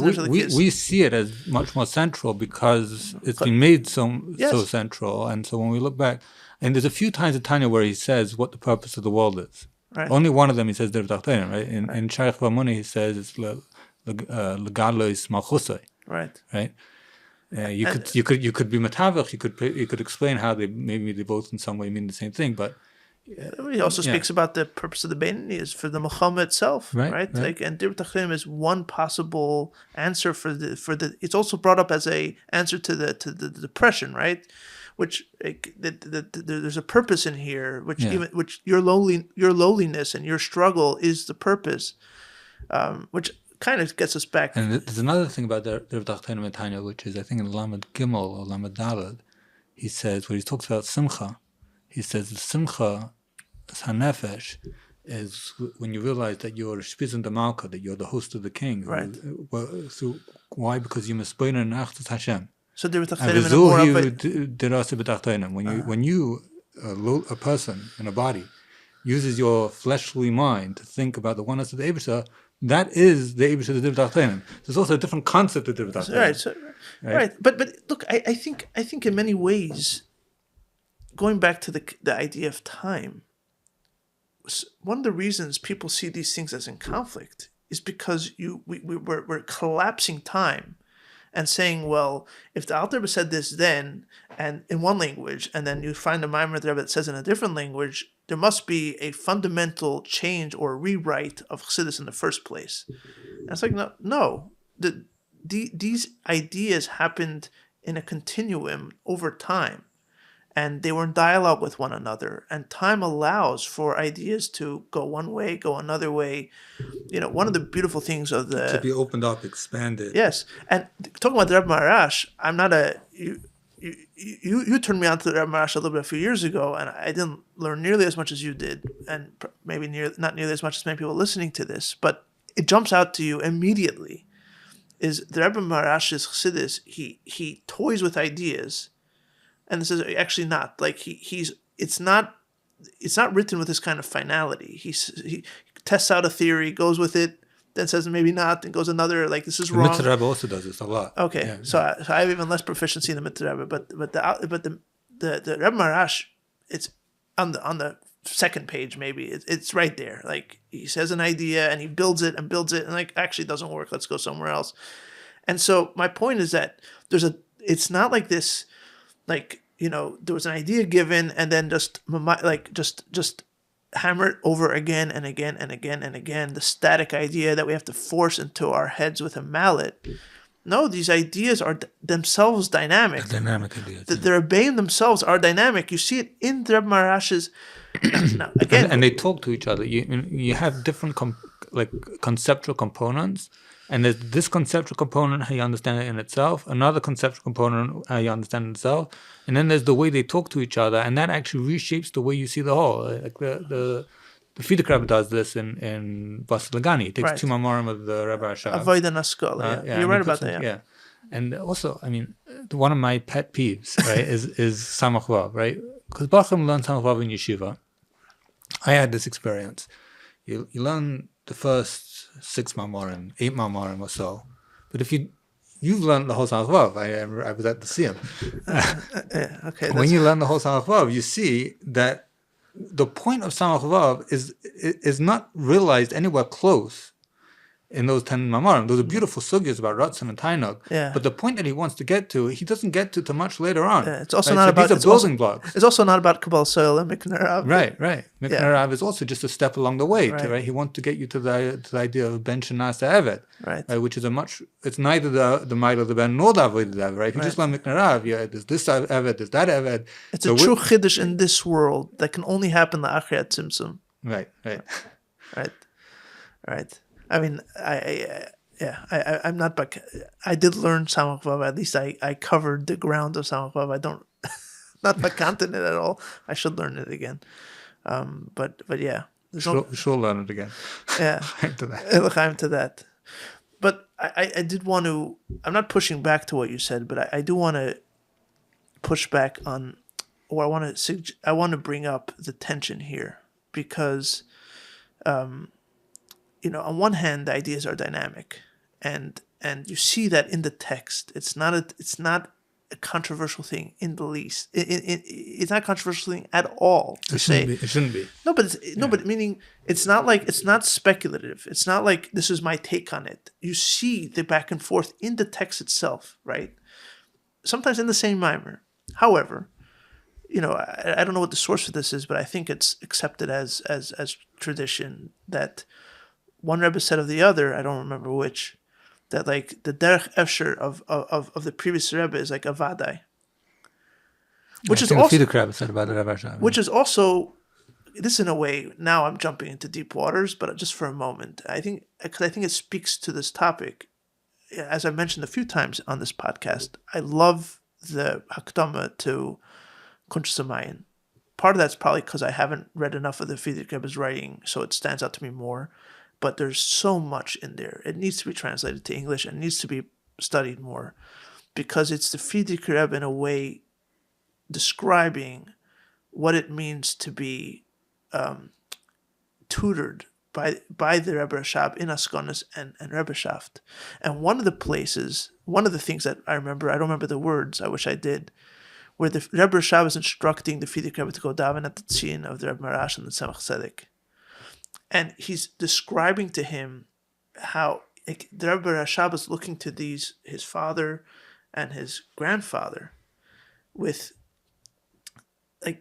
he's looking at them as he's on new ground. He sees himself as being a new generation, and therefore a less certain generation. He sees them as bigger, loftier people, right? I'm not trying to compare the Rebbeim one to another. I'm just saying that makes a lot of sense when you understand that it's a dynamic thing going on here. They are already in the Olam HaEmes. Their work is complete. Their work is final. His work is still happening. Of course, it's not as certain, right? He's still working on it. It's not. Also, historically, that tkufa is the tkufa when the Rebbe Rashab was moving from being a private person who is studying the Ksavim. Right. He writes in Chanech Lanar, he has some lines over there, very beautiful lines about how much he harvard to learn Chassidus during those years, the mems after the Ramarat passed away. But this is already in the Samachs. This is already in the Samachs. Yeah, this is all around that famous Yitzhak Kislev when he missed. Right, it's the early Samachs. Yeah, it's the beginning of Tzimtzum. Yeah, right? yeah. So, you're not totally off. Yeah, so he's gone from that, like this tkufa, the end of the nuns.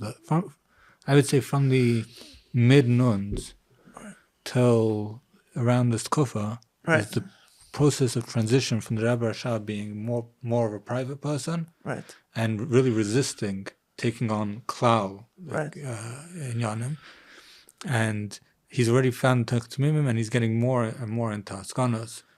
It's by 1910 he is the Fira. He's running. He's one of the. He's the major activist on behalf of from Yiddishkeit in the Russian Empire. And it's very tough times. Also, it's Haskalah. It's he's being whacked from all sides. And he's making this decision to go head on into this battle, really, for the future of Yiddishkeit. Oh, have you? It sounds like you've read that Akdama. There's a line there where the Rebbe Rashab, because he's attacked not only by the Tsar, but that was constant, but he was also attacked by the Haskalah movement. And the Haskalah, I forget what they were called now, but they set up a school in Lubavitch. Right. And they were antagonizing. They shut down Techatmim for a while, and they were trying to get them in trouble, feed the Rebbe in trouble with the different papers and all kinds of things. And the Rebbe Rashab said at some point, he's like, look, I don't know what's going to happen to me. I don't know what's going to happen to Lubavitch, but I'm going to stand on principle, and whatever happens, the rest is up to I don't know the exact expression, but whatever happens, it happens. right? And he looks at the Rebbeim as an anchor, right? So, and I think to go back to the conversation of time, not that I'm an expert on Brisk or anything, or not to pick on Brisk either, but there is a general concept in Torah at large where the past always dominates the present, right? The different kufas. Yeah, there's Sederis and different kufas. You know, the Rishonim come after the Amiroim, the Amiroim come after the Rishonim, and so on and so forth. There's the present cannot argue with the past. And I don't think that you see that in Lubavitch as well. Like the Alter Rebbe is always the foundational text. That's everybody has to somehow fit into that, right? Tanya's a Teresh B'chsavach says Chabad. But what you're describing in the book and this dynamism that you point to, is a very optimistic way of looking at the world and looking at time. Right. Because instead of just looking at the entropy of time, where with time everything deteriorates and everything falls apart, and just give it time and everything's going to be to the gutter, right? Instead, it's about to have from Melech Sibel, I think in the name of Rabbi Nemenov, the Dor L'Dor Yishalach Masecha. That's from the Rashbats. So it's from Rashbats originally. Yeah. Every generation, it gets better. But it's a big machlekes then, and I think that's probably why the Rashbats was so beloved by the Frierdiker Rebbe and so the way Melech said it, he said it about Tanchei Tmimim. Right. That every door, so maybe this was reminiscence Haisafa, that every door of Tmimim becomes more Meshuvah. There was the original there in Lubavitch. Right. Then there was the door who fought under the communists. Right. And then there came the Holocaust, and after the Holocaust, building Tmimim again in America. And so Melech, his Haisafa was that the Tkuf of after Gimel Tammuz is noch mehr Meshuvah. Yeah, so I know you wanted to get there, and I wanted to get there as well, but I think what your book does, I've heard that part before. And I only spent very brief time with Reb Melech, but one of the beautiful things about him, and I think why so many people loved him, was he exuded this optimism. Yeah. Right? You did not feel like this kind of, I don't know about nostalgia, but you didn't feel this kind of like regret, or like this like looking at as the world is passing by and oh my God, what's going to be. Right. He believed in the Bachman. He spoke a lot about history, yes. but it wasn't in this like mournful way. No. I feel like I'm very indebted to him, partly for waking me up to the idea of history, and that Chabad has a history, because he spoke a lot about history, but it was never in this like, Amol is given, like it was never like the Amol. No, like sad that I have to talk to you. Right. I could have been talking to the Bachman. Never felt that way. Right. And it always felt like when he spoke about people of the past, it was almost like I knew he didn't know these people. Right? He spoke about this time and that time. He knew people who knew them. He knew, Shmuel Levitin, Yisrael Jacobson, who told him about these characters. But he spoke about them like he knew them, and like they were. And not that he was claiming that he knew them, but the way he spoke about them brought them to life in a way that they felt like real characters who you could relate to, who you could emulate. And that's what he was. I think that's what he was trying to do. I think when he told the story, he was telling these stories to tell you you could have this problem. Right. You could have the problem of this Bacha Shammai who couldn't go to sleep on Friday night because he had to say Achet. This is a problem that could be shaykh to you. Right. Yeah. You don't need to think that these things are from the glorious past which can never be retrieved. Right. And I think your book points or gets to the bedrock of this belief. It's not just giddy optimism of like, disposition. Lubavitchers are gung-ho people and we're all a bunch of optimists. We're a bunch of gloomy Russian pessimists by nature. Right? That is like we like realists. We're realists. Yeah, realists. Look, Russia does something to the psyche. Okay, Russia. It's indisputable fact, right? Like Lahavdil Elf Havdalas from this book about the history of Lubavitch.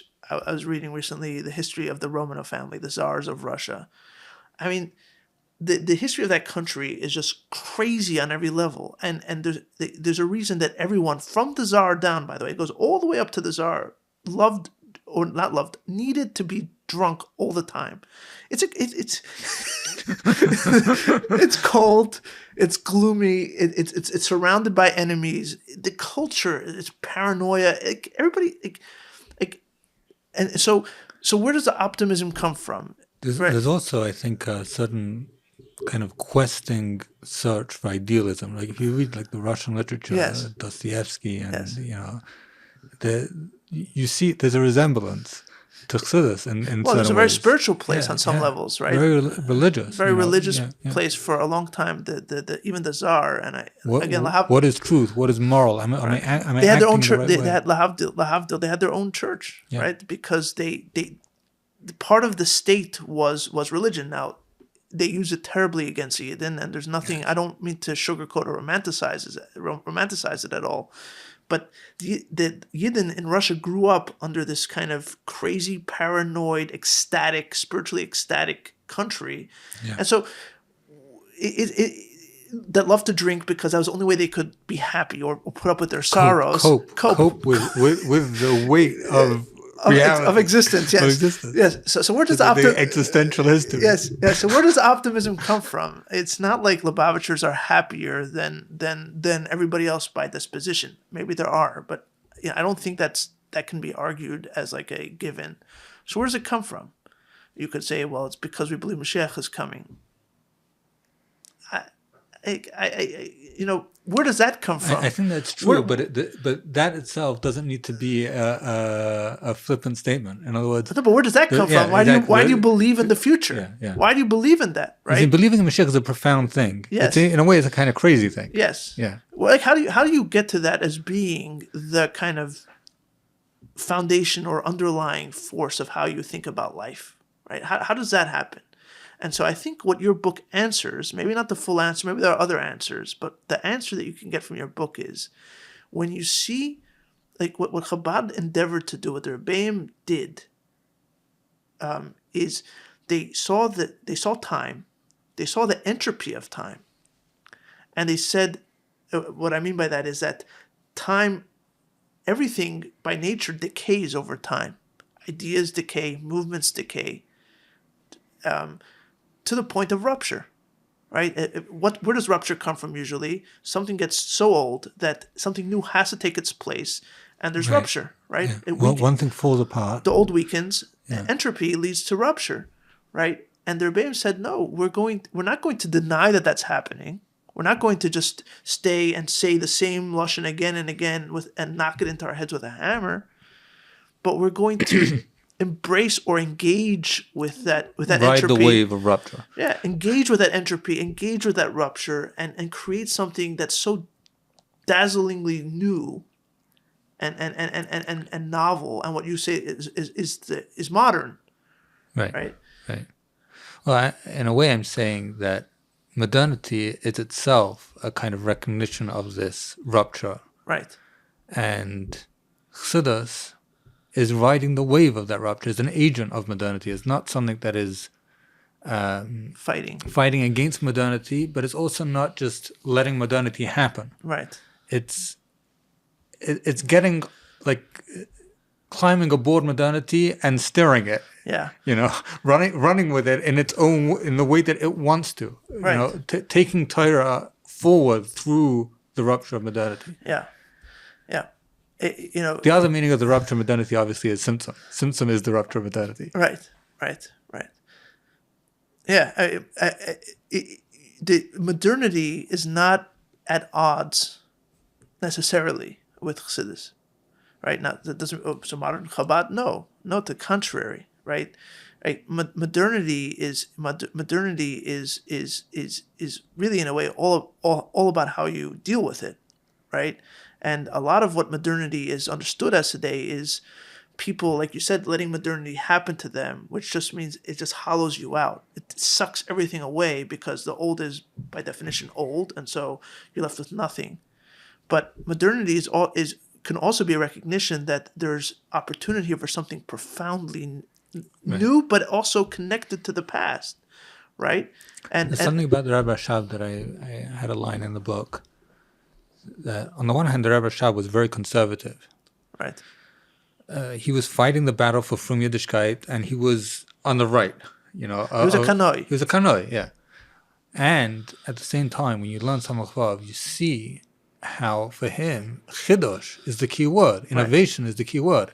So he's hyper aware of the times that he's living in, and that there's a time of social rupture. The revolution is going to happen before he passes away, before his darkness.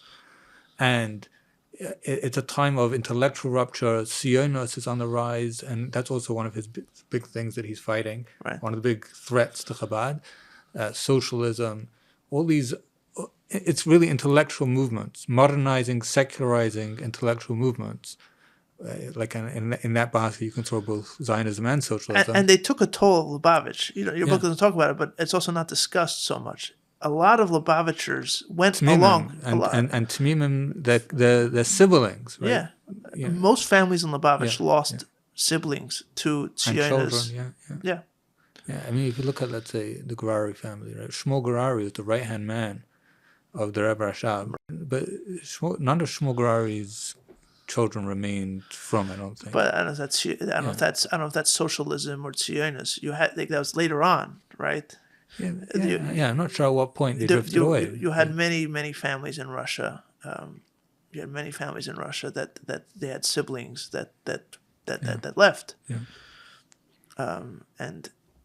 And especially the girls, right? It was much harder for the girls because they didn't have. There was no technique for girls. Right, yet. Not yet. Right. No, but they were already talking about it. They were already talking about it at the time. How Sar Shneur and these ideas. This was all. Sar Shneur is the next generation, right? I know, but the ideas were already being spoken about. The Rebbe Rashab had a platform in the 1917 elections for the Jewish representation. They're going to have like a Congress, a Jewish Congress with elections. So he wrote a platform. In there, he has Jewish education for girls. Right. So they were already thinking about it. They were aware of the problem. Where are we going with this? No, that you have this combination of understanding that times are changing, and if you're going to ignore it, you're basically going to. And there were many. Right. The Rebbe Rashab, on the one hand, was a conservative. Right. In other words, keeping the Yiddishkeit unbending, and at the same time, he wants Yiddishkeit to be this amazingly new thing. Right. Right. He wants Yiddishkeit to be a way of encountering the Eibishter in a new way that's never been done before. Right. Right. A new Giloi. Right. You can feel that the Rebbe Rashab is like he wants something to happen, but it's it's not ready yet. Like he has idea before it's time almost. Like, for example, again going back to the Kuntres Mayan Hakdama, there was like some kind of riot in Kiev, I think, or not, I don't know. Well, the pogroms happened all the time there, sadly, and. He speaks about the Jewish students, I think in Kiev, I don't remember, in one of the big metropolises of Russia, and the secular students, who knows if they came from families originally or not, they had this moment of awakening, of Yiddishkeit, of Eiros. And he's like, if only there was manpower, Lubavitch manpower, to be there and encourage them and to strengthen their Yiddishkeit, maybe it would be a sustained kind of moment of awakening, right? So he's already talking about Chabad on campus. Right. Right, but it's just, right? It's there. It's what there. What do you think about it? What? What do you think about it? That's what he's talking about. He's talking about teaching girls. He's talking about Chabad on campus. He's talking about he instituted Tenchet Tmimim. Right. But it's very clear also, he said Tenchet Tmimim is a bet on the future. I need to do this now so there's manpower down the road. And they ended up saving Yiddishkeit in Russia. Yeah, they ended up saving Lubavitch in Russia. And it ended up being in a totally different way than the Rebbe Rashab imagined, because the Rebbe Rashab imagined that we don't know. Yeah, no, but saying, from what he said, yeah. From what he said and from what it looked like, right. It was the Tsar, it would be under the Tsar, right. but there would be the strong Rabbanim in all the, and there'd be a network of from Rabbanim who would together define Yiddishkeit in the Russian Empire. Then the revolution came, swept it all away. Right. But those same Tmimim were the ones who kept Yiddishkeit alive under the Soviets in a whole under completely unimaginable circumstances. 10 years earlier. Yeah, unbelievable. And then again in America, the same thing. The products of Tenchet Tmimim built the whole Shlichus Empire, whatever you want to call it. right? Changed the face of modern Judaism, in a whole new way, which was l'chora unimaginable when Tzimtzum was founded. Right. No, it was unimaginable to Lubavitch was listening to the Rebbe's ideas when he said them. Yeah. Like, what exactly is this going to be? The Bachrim that can't tie their shoes and can't, no, literally can't, Bachrim that are very deep. Not all of them couldn't tie their shoes. But say the ones that went on shlichus, okay, Bachrim that that are deep in the world of Elamis Beis of a-cosmism, as you say, they're going to engage with the world and make a difference. They're going. He didn't send them to some kind of training course of how to speak English. He made them learn Hamanus Lacoste and Shurshus Atfila. Right. Yeah, there's a beautiful story about on this that I think. As I get further and further away from yeshiva, my memory of details is less strong. But I think this was about Rav Shmuel David Reitchik, who, granted, was a Tamim of the Fidik Rebbe in Otvotsk, right? But he was a shliach of the Rebbe eventually in California, and I think I heard this from Rabbi Grumblat, but I don't remember anymore for sure. That the Rebbe once called through Chadakov to ask him a question about something, or maybe Chadakov wanted a report from him about something, and he calls him up, and the family member answers the phone, and this was already later in the morning, and says, he's still davening. Okay. They get a call back later that Rabbi Chadakov said the Rebbe wants to know which Maimer did he learn this morning. Well, there are many stories like this, I'm sure, but Ivash Vogel, I'm writing about now. Also, he was known as, he was charismatic. He was a fundraiser. His main job was to be a fundraiser. Right. But he said the main kasha and the main driving, the thing that drove me always was learning chassidus and teaching chassidus. Right. So underneath all the activism is the idea. Is a dynamic ideas. Yeah. So to begin our descent, as we say, it's the conversation could go on for hours. But like my flight from Philadelphia this morning, there's a little bit of time getting in, very little time in the middle, and then you're ready preparing for descent. One of the things that struck me about this book is, my initial thought was, my gosh, imagine we could teach Chassidus this way in yeshivas. And I'm not offering up your services to teach in all yeshivas, but this kind of approach where we take a step back and we say, okay, this text for like this kind of quote unquote modern way of learning where you compare texts and you take a step back and you examine them critically, right?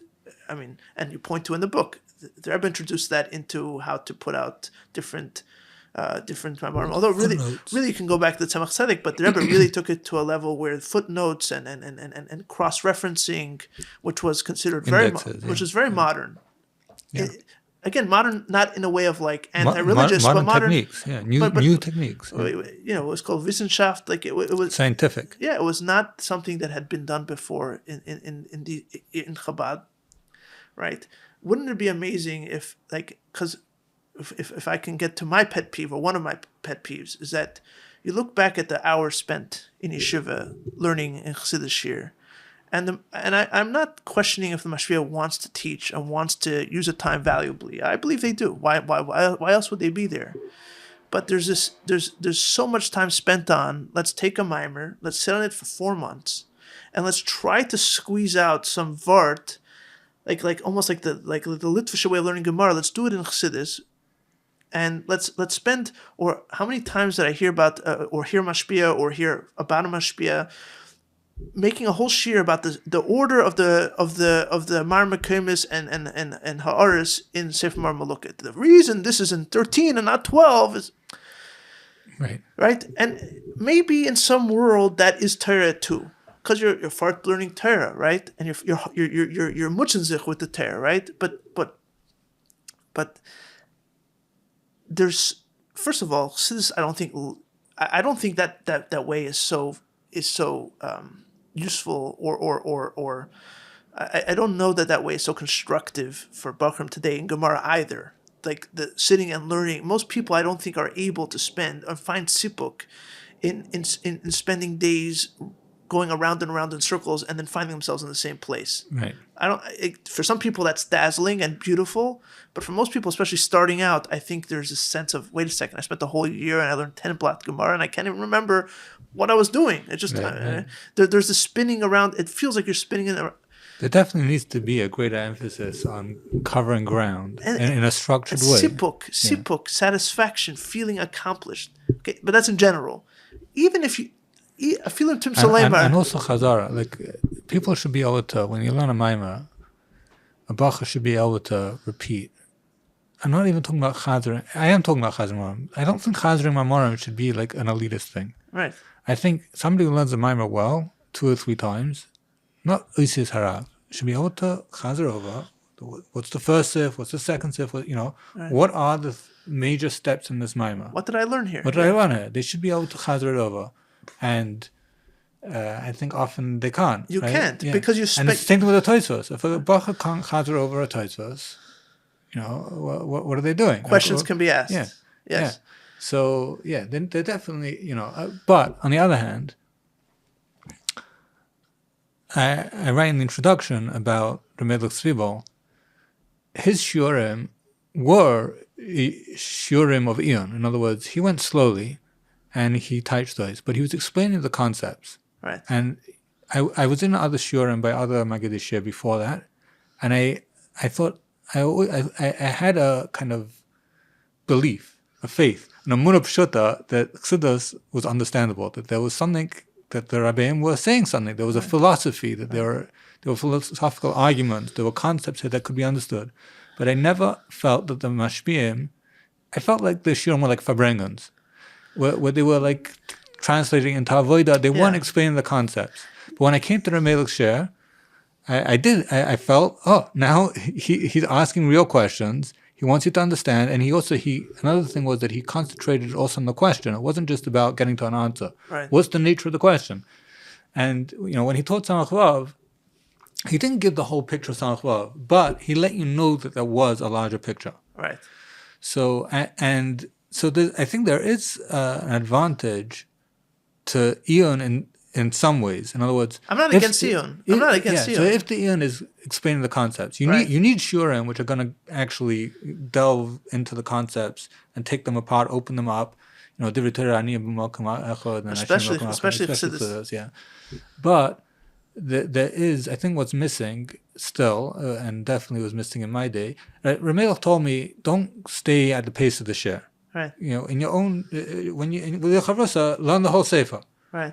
Did I do that? No, I didn't do that. But if I would have, and if there would have been a structure, if they would have said, this week we're covering from here to here, and there's going to be a test on it, right? I think that would have been a much more valuable. That would have been something. I heard people farbringing that you have to learn Chassidus b'shufi, but I didn't really see it happening. Right.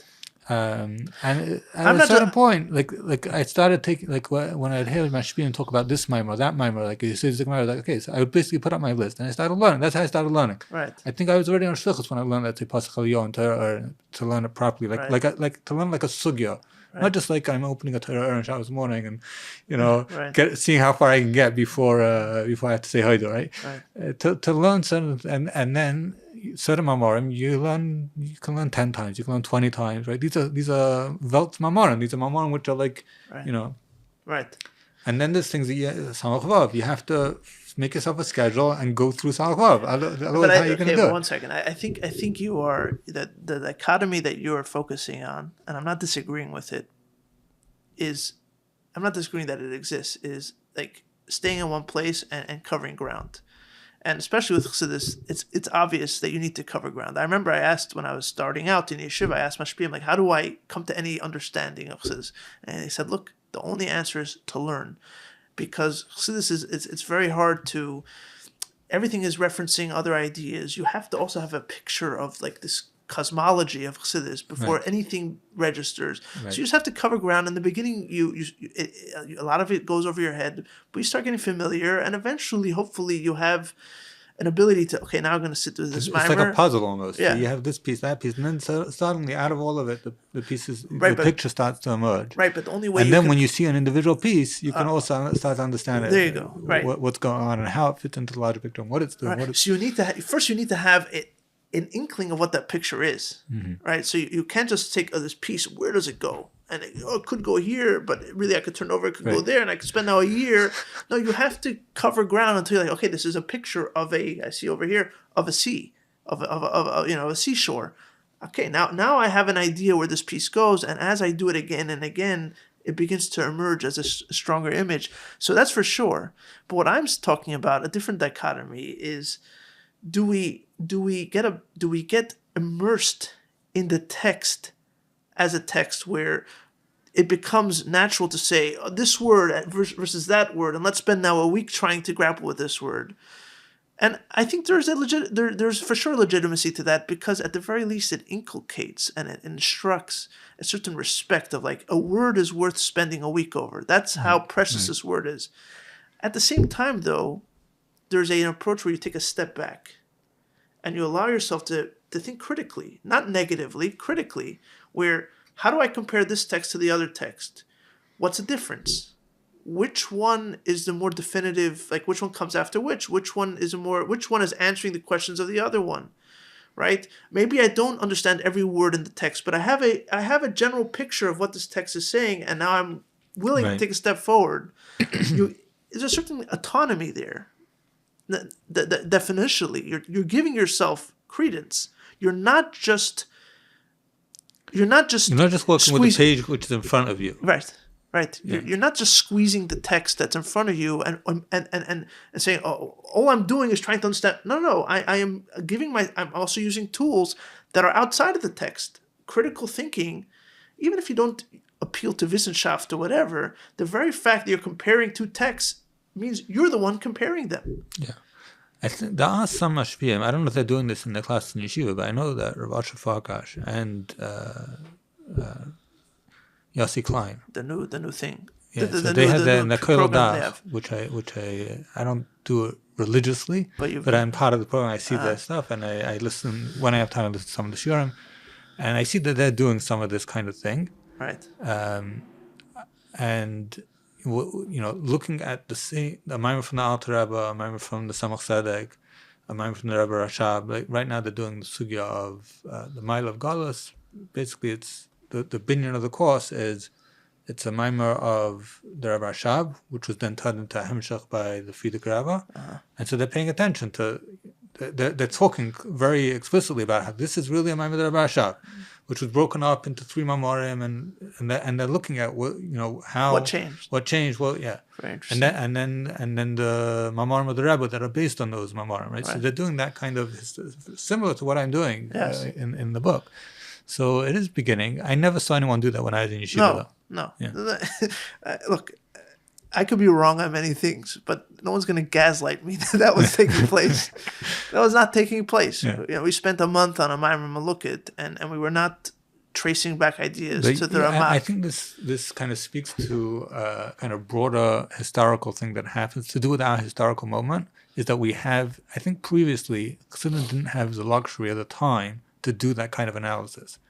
Like, I mean, in the time of the Rebbe, and the time, you're talking about post-Gimel Tammuz. I'm talking about post-Gimel Tammuz, pre-Gimel Tammuz. Before Gimel Tammuz, the Rebbe is speaking every week. Right. People are so busy just keeping the new kuntras, the new liquor, the new drinking from the fire hose. Right. So you can't do that kind of reflection. And there were those who did. There was Horace Bjoren that were coming out then, and people like Rabbi O'Connor and Middle Svibel who did know Chassidus, right? Were able, and in real time, they're hearing the Rebbe say. What did the Rebbe say? The Chiddush and the Rebbe would respond sometimes, right, by the Fabrengens to what the discussion was in Horace Bjoren. So there was a very interesting dynamic there. But I think for most people, it wasn't possible to do that kind of to learn in that kind of way and to think in this kind of holistic way of Chassidus as a whole, as a tradition of thinking, with different shlavim, with different eras and different styles. I don't think it was possible to do that then.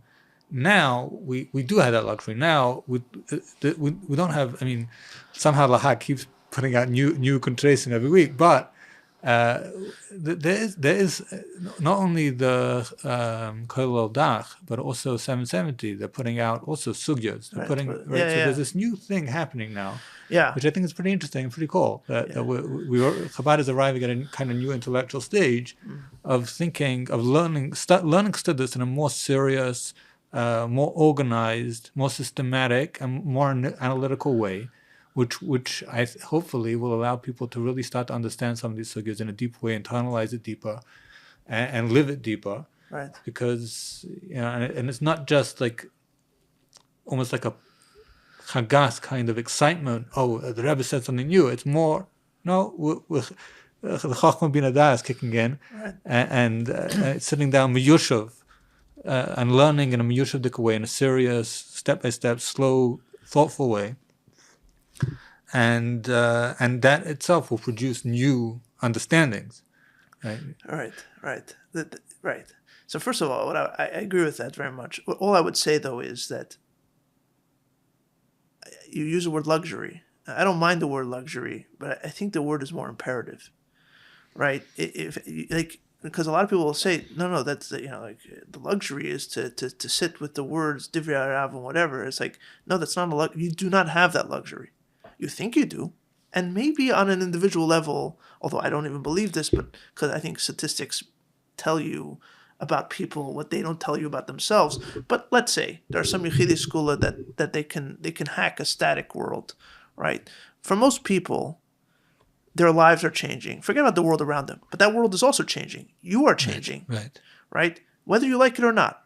You call it whatever you want, but you are changing. Right, and so if your chassidus is static, like we spoke about earlier, the line between Yidiyah and Emunah, if your line of Yidiyah and Emunah is where it was in yeshiva, and your understanding of the world, even if you haven't read one Goysha book in your life, and you are as pure as it comes, your understanding of the world has evolved, has matured, just because of life experience.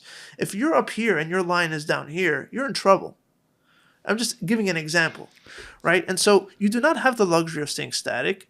It's an obligation. It's not a luxury to be dynamic. It's an imperative, right? What I think what your book demonstrated to me is that the Rebbeim themselves, who, tzaddikim, people, Helikim mentioned people that were, in some ways, the way Chassidus, l'mayla min hazman, they're in touch with Torah and the Eibusher in ways that are higher than time, transcend time. Their Chassidus is very much engaged with time. Absolutely. Is very much engaged with time, right? And so they needed to do that.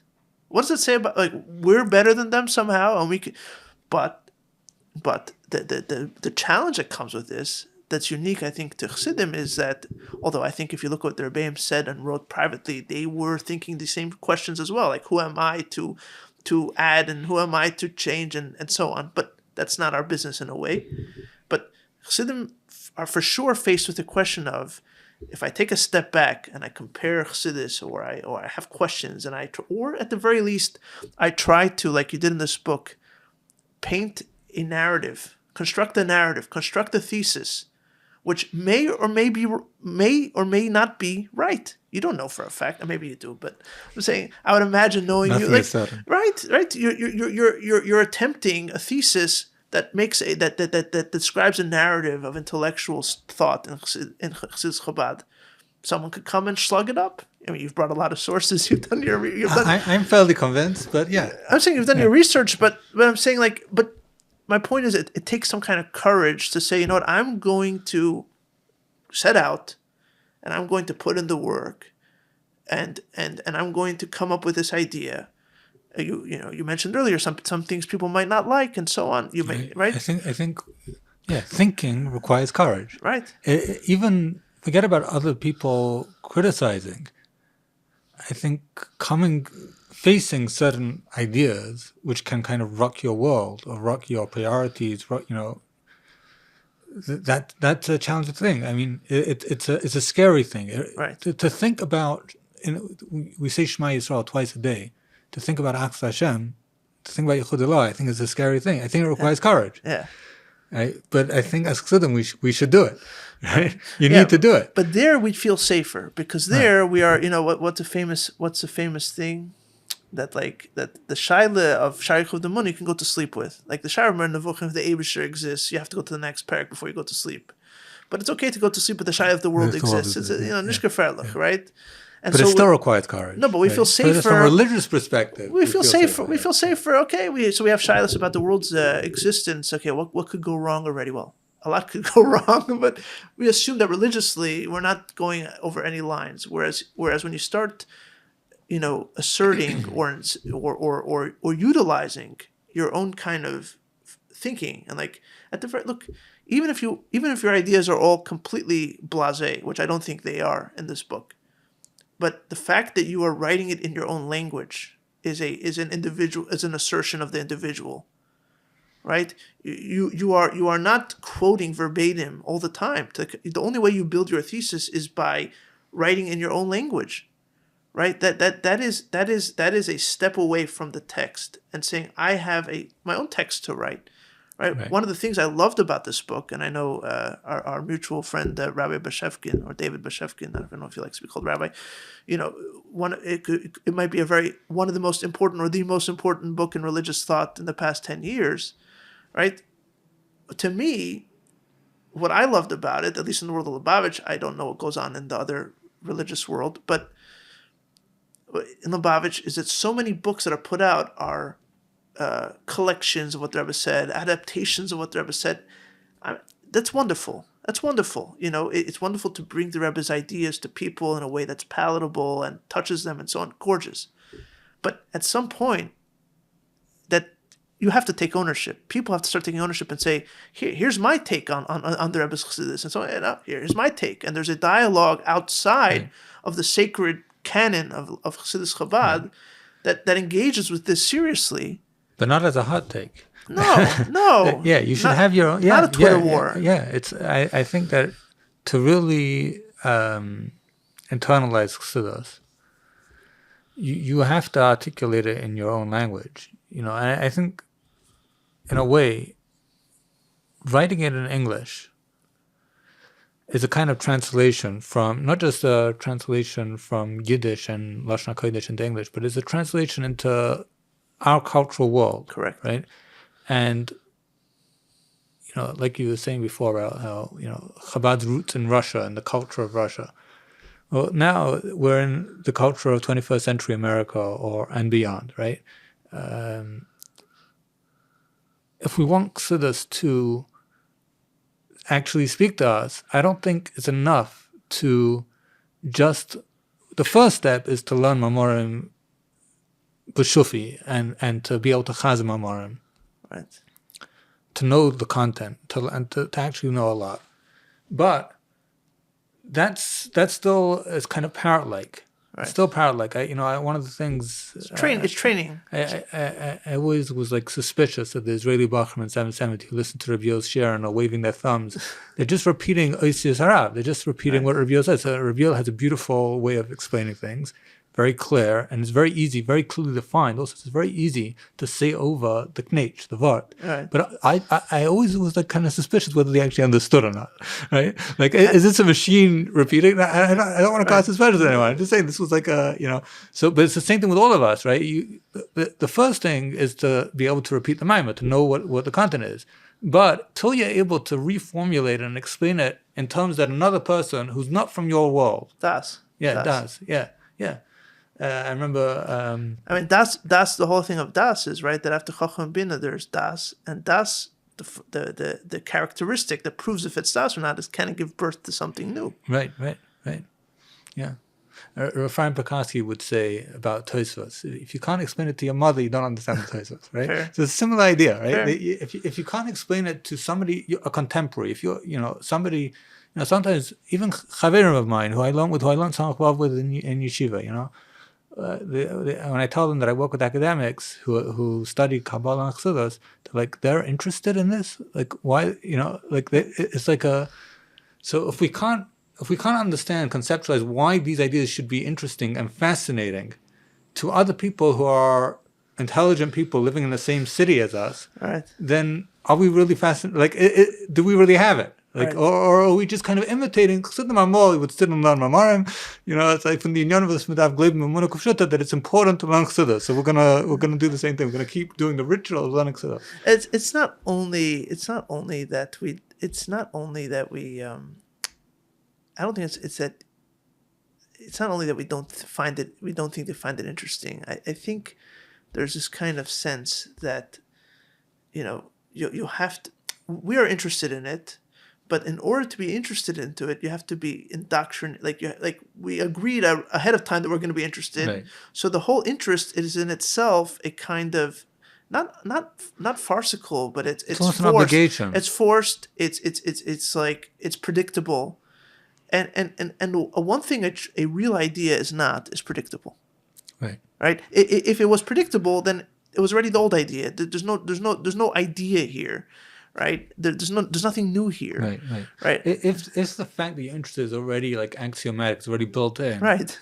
Then I don't need to interest you in it. Right. So I don't need to really get into the kishkas and the foundation. I don't need to think about it in a fundamental way because fundamentally we accept that this is important. Right. No, you see this a lot more in a way, even with things about the Rebbe or things about his kashrus, where we assume that the person sitting next to us is bought in, so we can just say, and A, maybe he's not bought in, but B, maybe you're not bought in. Maybe the reason you're talking this way is because you assume this is the way people talk, but you've never actually asked yourself a ground zero question. It's first principle question. Right. There's no first principle thinking here, like they like to say. Right. There's no if I had to rebuild this from the ground up, would I be able to? Would I be able to start from zero and start again? Right. And I'm not suggesting that people should go to zero, but I think the whole beauty of Chabad is that even though you don't go to zero, you build in yourself some kind of resilience and mechanism that ensures that you know how to get back here if you need to. Right. That goes back again to the Hagdama T'Sharech V'Amunah, where he says, "I'm writing the sefer so that you can have the Sheva Yipul Sadik. It'll taka be in a fila, but you'll always have a basic. You can stand back up. There's something which you can stand on. Vakam. There's always a vakam because you know the achdos. You have a fundamental emunah that somehow it's all going to work. Right? Everything comes from the Eibishter, so you'll be able to, even if you don't see exactly how, you have a basic a net, a safety net to fall back on, and to stand up again and rebuild something. Even though it's going to be something new, it's going to be something entirely new because you've wrecked, you've taken apart, you've pushed your first conception of the Eibishter to its furthest limit, to the point that there was a rupture. Right. And that's the nefila. Right. But because you have the basic emunah, b'achdusa yisparech, so you'll be able to create something new on that foundation again. Right. And also the tools to think about yichud, because it's not just about falling back on your simplistic childhood emunah. It's an emunah that's been cultivated by tools of thinking that allows you to deal with the ups and downs and the fluctuations of life. And in a way, to come full circle, that's what's going on when the Rebbe talks about his faith. The way we were speaking about it before, the Rebbe's faith and certainty in the capaciousness of Torah, right, is also a kind of a way of thinking. You have a certain kind of worldview that allows for things to fall apart because you believe in the Torah. You know that there's a way forward. Right. And so therefore you can challenge first principles, which the Rebbe does, right?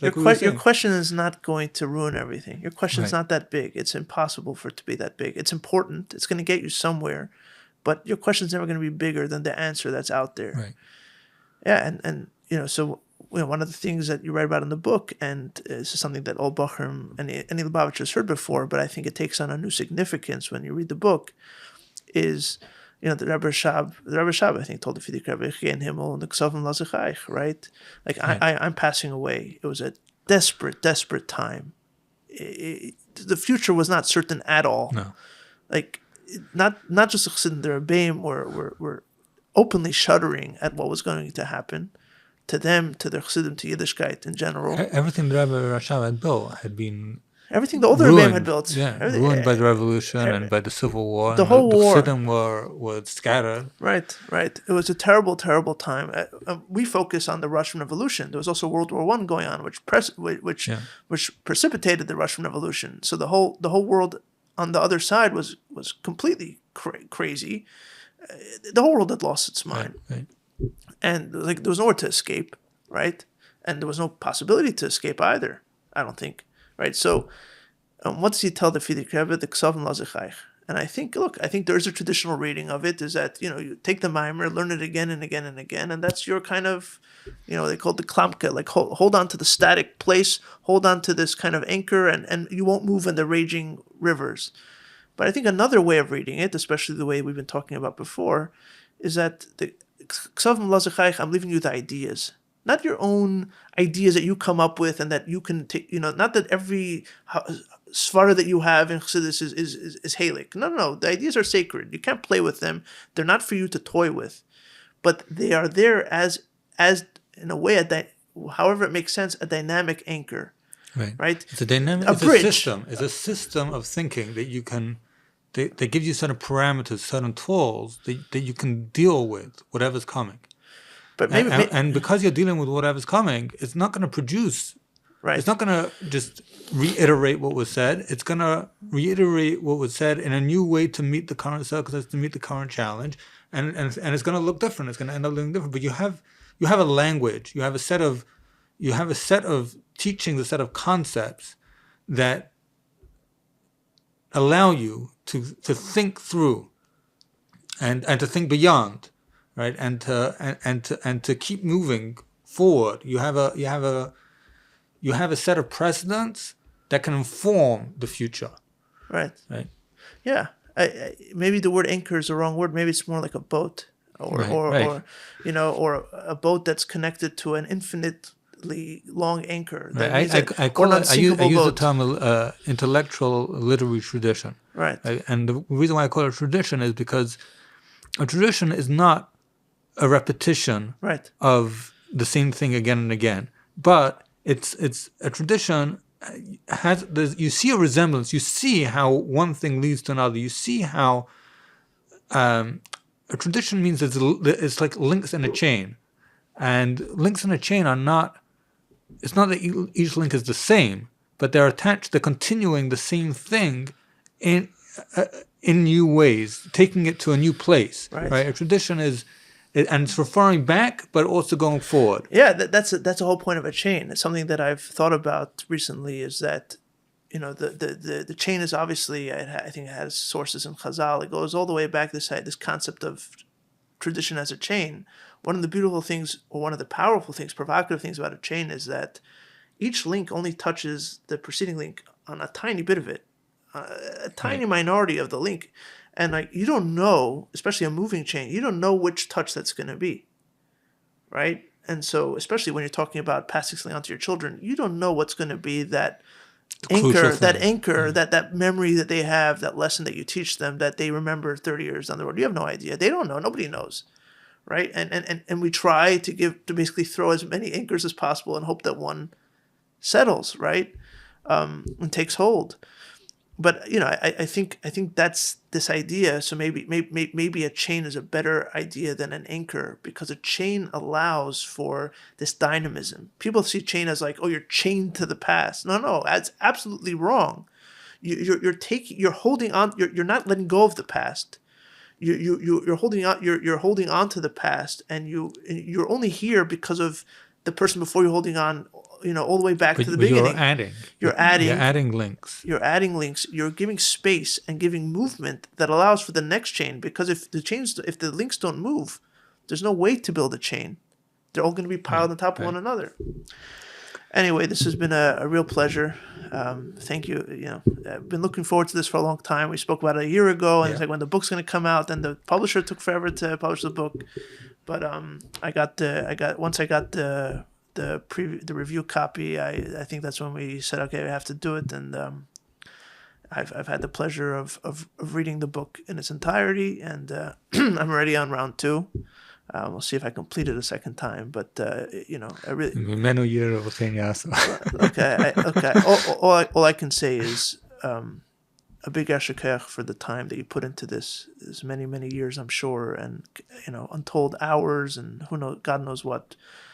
Just the table, just the sources at the back, but just the writing. It's clearly a work of a labor of love and a work of tremendous devotion, and I hope that you see the fruits of your labor in both in any way and all ways that you're hoping for. I hope this book takes you places. I hope this book touches many people. I hope it gets out there. And I also hope that it's the beginning of a new rigorous discourse of ideas, of people with the courage to speak, to approach things with their words, with their minds, with their ideas. And I believe that will lead us to a very beautiful or a more beautiful future. So, Yasher Koach, Chazak ve'amatz, and thank you.